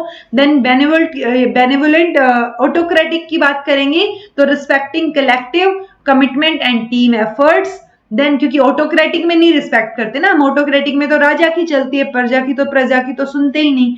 ब्यूरोक्रेटिक का हमने देख लिया, रूल से वो अडहियर करके रहेंगे। और एग्जीक्यूटिव की बात करें, अच्छा एक सेकेंड, क्या बोला मैंने, बी का फर्स्ट, हाँ डेलीगेशन, ठीक है ठीक है ठीक है। एग्जीक्यूटिव मतलब रिस्पॉन्सिबिलिटी कलेक्टिव होनी चाहिए, और ब्यूरोक्रेटिक में रूल से। डेवलपर की बात करेंगे तो एक्सप्रेसिंग प्रोफेशनल कंसर्न्स, और ये ऑटोक्रेटिक वाला जो है उसमें रिस्पॉन्सिबिलिटी और अकाउंट विद फर्म अकाउंटेबिलिटी जो है वो किसकी रहती है, ऑटोक्रेट की रहती है, ठीक है। डिसेबिलिटीज हैं और अफेक्टेड एबिलिटीज हैं, यानी कि सेंसरी डिसेबिलिटी है, इंटेलेक्चुअल डिसेबिलिटी है, डेवलपमेंटल है या लर्निंग है। तो ये कौन कौन सी एबिलिटीज यहाँ हैं डिसेबिलिटीज। तो देखिए लर्निंग डिफिकल्टी जब आएगी तो वो क्या है, डिसलेक्सिया। तो डी का सेकंड। ऑल्दो आंसर तो हमें यहीं से मिल गया, बट स्टिल अगर हम देखें तो ये क्या रहेगा, सेरेब्रल पाल्सी की अगर बात करें यानी थर्ड, तो ये सेंसरी है। सेरेब्रल पाल्सी सेंसरी में, सेंसरी इशू डिसेबिलिटी है हमारे पास। इंटेलेक्चुअल यानी टैलेंटेड वाली, और सी की बात करें डेवलपमेंटल मतलब ऑटिज्म। तो ये 3-4 चीजें आपको ध्यान रखनी है। कई बार क्वेश्चन थोड़े वियर्ड नजर आ सकते हैं, बट अगर आपको एक आधी चीज भी पता है ना, जैसे इतना पता था कि लर्निंग डिसेबिलिटी तो है डिसलेक्सिया, अगर इतना भी पता था तो हमारा ऑप्शन तो सोल्व हो गया ना। First 5 among 7 kind of conditional judgement. तो ये शब्द भंगिन्य, मेरी प्रोनाउंसिएशन थोड़ी गड़बड़ हो सकती है भाई, हिंदी में देख लीजिएगा। 7 जो हमारी 7 तरीके की कंडीशनल जजमेंट है ना, ये जैन फिलोसफी में है। ठीक है, सो जैन फिलोसफी में जब हम बात करेंगे तो इन 7 में से पहली 5 पूछी हैं। तो ये है जी वो 7। मतलब अगर आप कुछ भी पूछ रहे हैं जैसे some how S is P, तो ये इज। दूसरा क्या रहेगा, एस इज नॉट पी। तीसरा रहेगा some how S is P and is also not P, मतलब नहीं भी है और है भी। इज इनएक्सप्रेसिबल, अगर इनएक्सप्रेसिबल है तो ये यानी डिस्क्राइब आप इसको कर सकते हैं, मतलब अगर एक्सप्रेस ये हो गया ना, तो देखिए ये रहा। तो ये तो हम इन्होंने सीरीज में पूछी है हमसे, तो आपको ये 7 चीजें याद रखनी है जो मैंने आपके लिए यहाँ साइड में लिखी हैं। कैसे रखेंगे, देखिए पहला क्या है, some how S is P, तो इज। ठीक है, some how S is not P, S P की जगह कुछ और भी हो सकता है, ओके, इज नॉट। देन है इज और not B, then s is p and is also not p, is b or is not b, okay। somehow s is p and is also indescribable, यानी is है और indescribable है। so is है और indescribable मतलब inexpress, आप express नहीं कर पा रहे। ठीक है, देन s is describable, तो describe मतलब आप उसको inexpress कर पा रहे हैं। ठीक है, तो यानी उसको इनएक्सप्रेसिबल है, मतलब डिस्क्राइब तो कर सकते हैं ना उसको। सो ये क्या हो गया जी, डिस्क्राइबेबल। तो ये क्या हो गई, first, second, third and then E and then D. तो आपको ये इनएक्सप्रेसिबल या इनडिस्क्राइबेबल वर्ड थोड़ा सा ध्यान रखना है। ठीक है, सो ये वर्ड्स याद रखिए, इज नॉट, इज और is not, is inexpressible, is and is inexpressible, is not and is. तो ये थोड़ा सा कंफ्यूजन हो सकता है, बट ये याद रखना पड़ेगा, ये क्वेश्चन आया हुआ है ऑलरेडी आपके सामने है। सो आंसर इसका ये रहेगा, सीक्वेंस पूछी गई है और ये सीक्वेंस जैन फिलोसफी में है। ओके, जैन जो बुद्धिज्म और जैनिज्म पढ़ा था ना, तो जैनिज्म में है ये। Arrange the following into sequence of policy formulation. तो जब आप पॉलिसी को फॉर्मुलेट करते हैं तो सीक्वेंस आपसे पूछी गई है। ये क्वेश्चन तो आपका गड़बड़ होना नहीं चाहिए, कई बार जो प्रीवियस ईयर है उनमें हमने ऐसे ऐसे क्वेश्चंस को डिस्कस किया है। Need assessment according to the objective, target setting based on trend projection, finalisation of theme and target area, determination of national objective, preparation of publication. तो देखिए यहाँ पे अगर आप देखेंगे तो सबसे पहला ऑप्शन या तो ए है या डी है। तो ए में तो नीड असेसमेंट है according to objective, but according to objective अगर है तो पहले ऑब्जेक्टिव तो डिटरमाइन किए हैं ना हमने, तो क्या हो गया, डी वाला पहले आएगा कि पहले आप नेशनल ऑब्जेक्टिव्स डिटरमाइन करेंगे और फिर आप नीड असेसमेंट करेंगे। ठीक है, तो अगर आपको डी ए पता चल गया तो आपका थर्ड आंसर आ गया। ओके, नेक्स्ट है जी, arrange the following type of learning given by Gagne. Gagne की लर्निंग है, हायरार्की में लगानी है, बता रखा है गैने से क्वेश्चन आते हैं, मतलब एक बार नहीं आया था, इससे लास्ट ये वाले से लास्ट में, बट आता है, हर बार आता है, या पेपर 1 में आ जाए या पेपर 2 में, बट आपको गैने याद रखना पड़ेगा। तो ये सीक्वेंस मैंने आपको करवा रखी है, इसको करके आंसर देखिएगा एक बार, आंसर थर्ड है। ओके, देन है जी क्रोनो, देखिए ये आ गया, मैं आपको बोल रही थी ना ईयर याद रखिए कि कौन सी कमेटी, कौन सा कमीशन, कौन सी बॉडी कब बनी है। ठीक है, तो वो क्रोनोलॉजिकल ऑर्डर में ये पूछ लिया हमसे, ये बताना है अब हमें कि नीपा, एनसीईआरटी, यूजीसी, एनसीटीई, नेक ये कब बनी है। ओके, सो ये आपको पता होनी चाहिए। कुछ एक लॉजिक आप थोड़ा बहुत तो ऐसे भी लगा सकते हैं कि अच्छा अगर यूजीसी की बात हो रही है तो यूजीसी के बाद ही तो नेक की बात हुई होगी ना, कि जो एक्रेडिटेट करे चीजों को, राइट। तो यूजीसी पहले से तो नेक नहीं बना होगा, सो वो थोड़ा लॉजिक लगा सकते हैं, अदरवाइज आपको चीजें याद होनी चाहिए। तो सबसे पहले यूजीसी बना जी, देन एनसीईआरटी, यही है ना, हाँ, then NCERT, then NIEPA, then NAAC और फिर एनसीटीई। अब ये ईयर जो है ये आप मुझे कमेंट करके बताइएगा, बिकॉज मैं कई बार करवा चुकी हूँ, रिवीजन वाली मैराथन में भी कराया था और वैसे भी बता रखा है। Okay, sequence the first 5 level of objectives as divided by Anita Harrow for psychomotor objective. पहली बार आया है ये क्वेश्चन, बिकॉज साइकोमोटर की या उनकी जब बात करते हैं तो वो हमने ब्लूम टेक्सोनोमी और वही सब चीजें पढ़ी थी, ऐसा कुछ हमने नहीं पढ़ा था, बट अब क्वेश्चन आ गया है तो हमें बताना पड़ेगा। अब ये फर्स्ट 5 लेवल बोल रहे हैं, यानी पहले 5 बोला है तो कुछ ना कुछ छठा भी होगा लेवल। तो ये आंसर तो AECBD रहेगा, बट ये है तो reflex movement, fundamental movements, perceptual abilities, physical abilities, skilled movement और नॉन डिस्कर्सिव कम्युनिकेशन। सो ये पहले 5 पूछे थे आपसे जो यहाँ पे दे रखे हैं इन्होंने। ओके, सो ये आपको पता होने चाहिए, अगर आज तक नहीं पढ़ा था तो अब पढ़ लीजिए इसको। हैरो ने 1972 में दिया है, अनीता हैरो ने, तो ये आपको पता होना चाहिए। ये इन्होंने साइकोमोटर ऑब्जेक्टिव्स जो है वो यहाँ पे दिए थे, डिवाइड किया था। 6 ऑब्जेक्टिव्स हैं, ऊपर नीचे करके पूछे जा सकते हैं, बट इसी सीक्वेंस में याद रखिएगा इन 6 के 6 को। Identify the sequence of data analysis steps in qualitative research. तो जब आप क्वालिटेटिव रिसर्च करते हैं तो उस टाइम पे डाटा एनालिसिस के क्या स्टेप्स रहेंगे। तो सबसे पहले आप क्या करेंगे, डाटा को ट्रांसक्रिप्ट करेंगे ना, पता तो चले डाटा है क्या, ठीक है। उसके बाद रीडिंग थ्रू डाटा करेंगे, यानी पहला क्या रहेगा बी, और बी के बाद रीडिंग थ्रू डाटा, तो आंसर तो हमें पता चल गया रीड थ्रू वाला। उसके बाद अगर देखें तो डिवाइडिंग द टेक्स्ट, जो भी आपके पास आपने डाटा को देखा है ना, तो उसको डिवाइड कर देंगे हम पर्टिकुलर सेगमेंट्स में, फिर उसको लेबल कर देंगे, कोडिंग कर देंगे उसकी, और उसके बाद उसको कोड्स जो हमने बनाए हैं उनको एक पर्टिकुलर थीम्स में हम डिवाइड कर लेंगे, ठीक है। इस तरीके से हम डाटा को एनालाइज करेंगे अकॉर्डिंग टू। देन अगेन देखिए दोबारा क्वेश्चन आ गया इससे, तो ये तो गलत नहीं होना चाहिए आपका। एफ फ्लेंडर की इंटरेक्शन कैटेगरी एनालिसिस सिस्टम होता है, वैसे कैटेगरी एनालिसिस सिस्टम FICAS होता है ये फुल फॉर्म। ओके, इनको आगे हमें क्या करना है, अरेंज करना है ऑर्डर में, तो वही 1 से 10 तक थी ये ऑर्डर। जब आप देखेंगे तो ये आंसर बिल्कुल ठीक है, और ये रहा इसका ऑर्डर। ये चीजें आपको याद रखनी पड़ेंगी 10 की 10। Arrange the steps of model, यहाँ पे भी हेनरिच और मोलेंडा का मॉडल जो है उसको क्या बोला गया है, क्या बोलते हैं इसको, हायरार्की में लगाने को बोला गया है, ठीक है। अभी आप बोलेंगे कौन सा मॉडल आ गया ये हेनरिच और मोलेंडा का, अश्योर मॉडल पढ़ा था ना, राइट, वही तो है यहाँ पे। तो अश्योर मॉडल लगाने को बोला गया है आपको, ठीक है। तो ये DAECB, ठीक है। तो ये आपको यू से यूटिलाइज, तो ये यहाँ utilise, analyse, require, evaluate, state, तो ये सारी की सारी चीजें आपको पता होनी चाहिए। अश्योर मॉडल, ADDIE मॉडल, तो वो मैंने करवा रखे हैं सारे, वहां पे नाम भी बताया था, स्किप हो गया हो तो आपका पता नहीं, बट मैंने करवाया था ये आपको। Identify the correct order from the following process through 6 sigma quality initiative management strategy. तो थोड़ा लेंथी हो गया पेपर, बट हाँ वही है कि 84th, मतलब अभी हम 84th पे पहुंचे, सोचो, और आपको तो बाकी क्वेश्चंस भी करने थे, ठीक है। तो थोड़ा सा लेंथी था, बट हाँ करनी पड़ेंगी चीजें। तो 6 sigma quality initiative management strategy जो है उसका प्रोसेस पूछा गया है। पहले आप रूट कॉज फाइंड करेंगे या रेलेवेंट डाटा चीजों को मेजर करने के लिए, फिर आप इंप्लीमेंट करेंगे या एक्सप्लेन करेंगे एक्सपेक्टेशंस, या इंश्योर करेंगे सस्टेनेंस ऑफ इंप्रूवमेंट।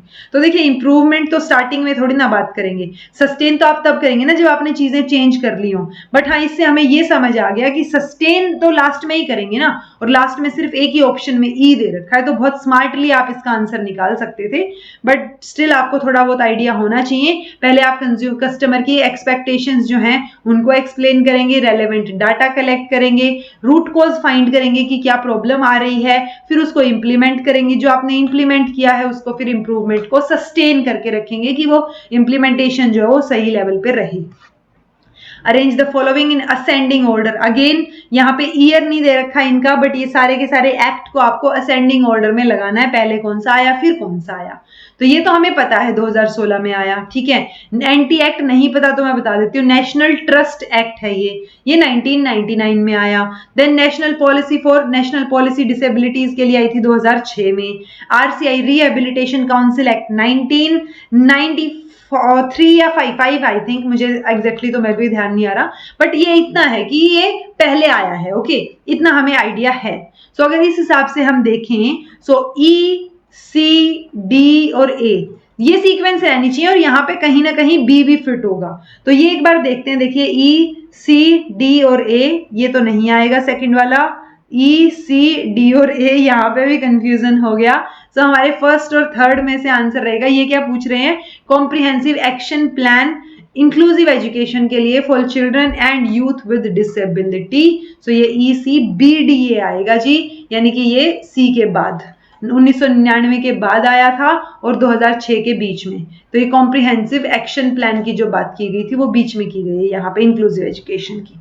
ओके, सो ये ईयर आपको याद होंगे तभी आप थोड़ा सा पहुंच पाएंगे आंसर तक। दो स्टेटमेंट दे रखी है हमें, Samkhya theory that causation means a real transformation of material cause into effect is it logically leads to the concept of evolution as the ultimate cause of the world of object। दूसरा है second type of ultimate reality जो इन्होंने admit की है वो self है, existence of self जो है वो सबके द्वारा एडमिट की जाती है। तो कौन कौन सी स्टेटमेंट सही गलत पूछा है, तो पहले वाली गलत है, दूसरे वाली सही है। ओके, तो theory of causation Sankhya theory में मैंने करवा रखी है, एक बार उसको पढ़ के देखिएगा। ओके, देन है टीचर एजुकेशन कॉन्टिन्यूस प्रोसेस है, ठीक है, and it's pre service and in service components are inseparable, आप उनको अलग नहीं कर सकते, ये भी बिल्कुल ठीक है। सो टीचर एजुकेशन के तीनों पॉइंट सही है कि कॉन्टिन्यूस प्रोसेस है, इन सर्विस और प्री सर्विस जो है उनको हम अलग नहीं कर सकते, वो चलेंगे साथ साथ। In service teacher education should take due care of future needs of the teacher growth, बिल्कुल ठीक है। जब आप इन ड्यूरिंग द सर्विस आप टीचर्स को एजुकेशन देते हैं तो आप उनकी फ्यूचर ग्रोथ का ध्यान रखते हुए अपडेट करेंगे उनको, तो ये ध्यान रखिएगा, दोनों स्टेटमेंट सही है।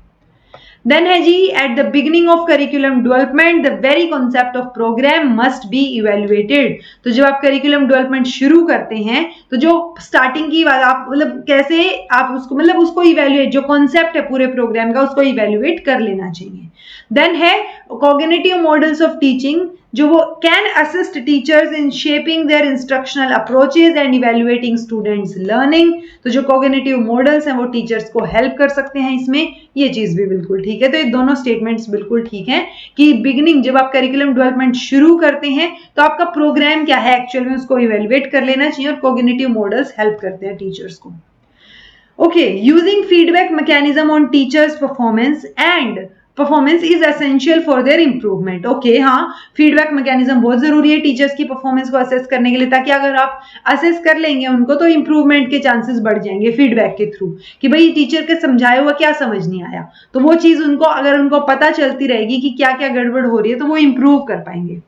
स्टूडेंट्स जो है वो बेस्ट सोर्स है फीडबैक का on teachers performance in the classroom. Definitely अगर आप क्लास में जाते हैं तो बहुत सारे स्कूल्स में तो या कॉलेजेस में तो ऐसा होता है कि टीचर लगाने से पहले पढ़वा के देखेंगे एक दो क्लास और बच्चों से ही पूछेंगे कि कैसा पढ़ा रहे हैं, ठीक है। सो बच्चे बेस्ट सोर्स होते हैं, दोनों स्टेटमेंट सही है और करेक्ट एक्सप्लेनेशन है ये बिल्कुल ठीक है।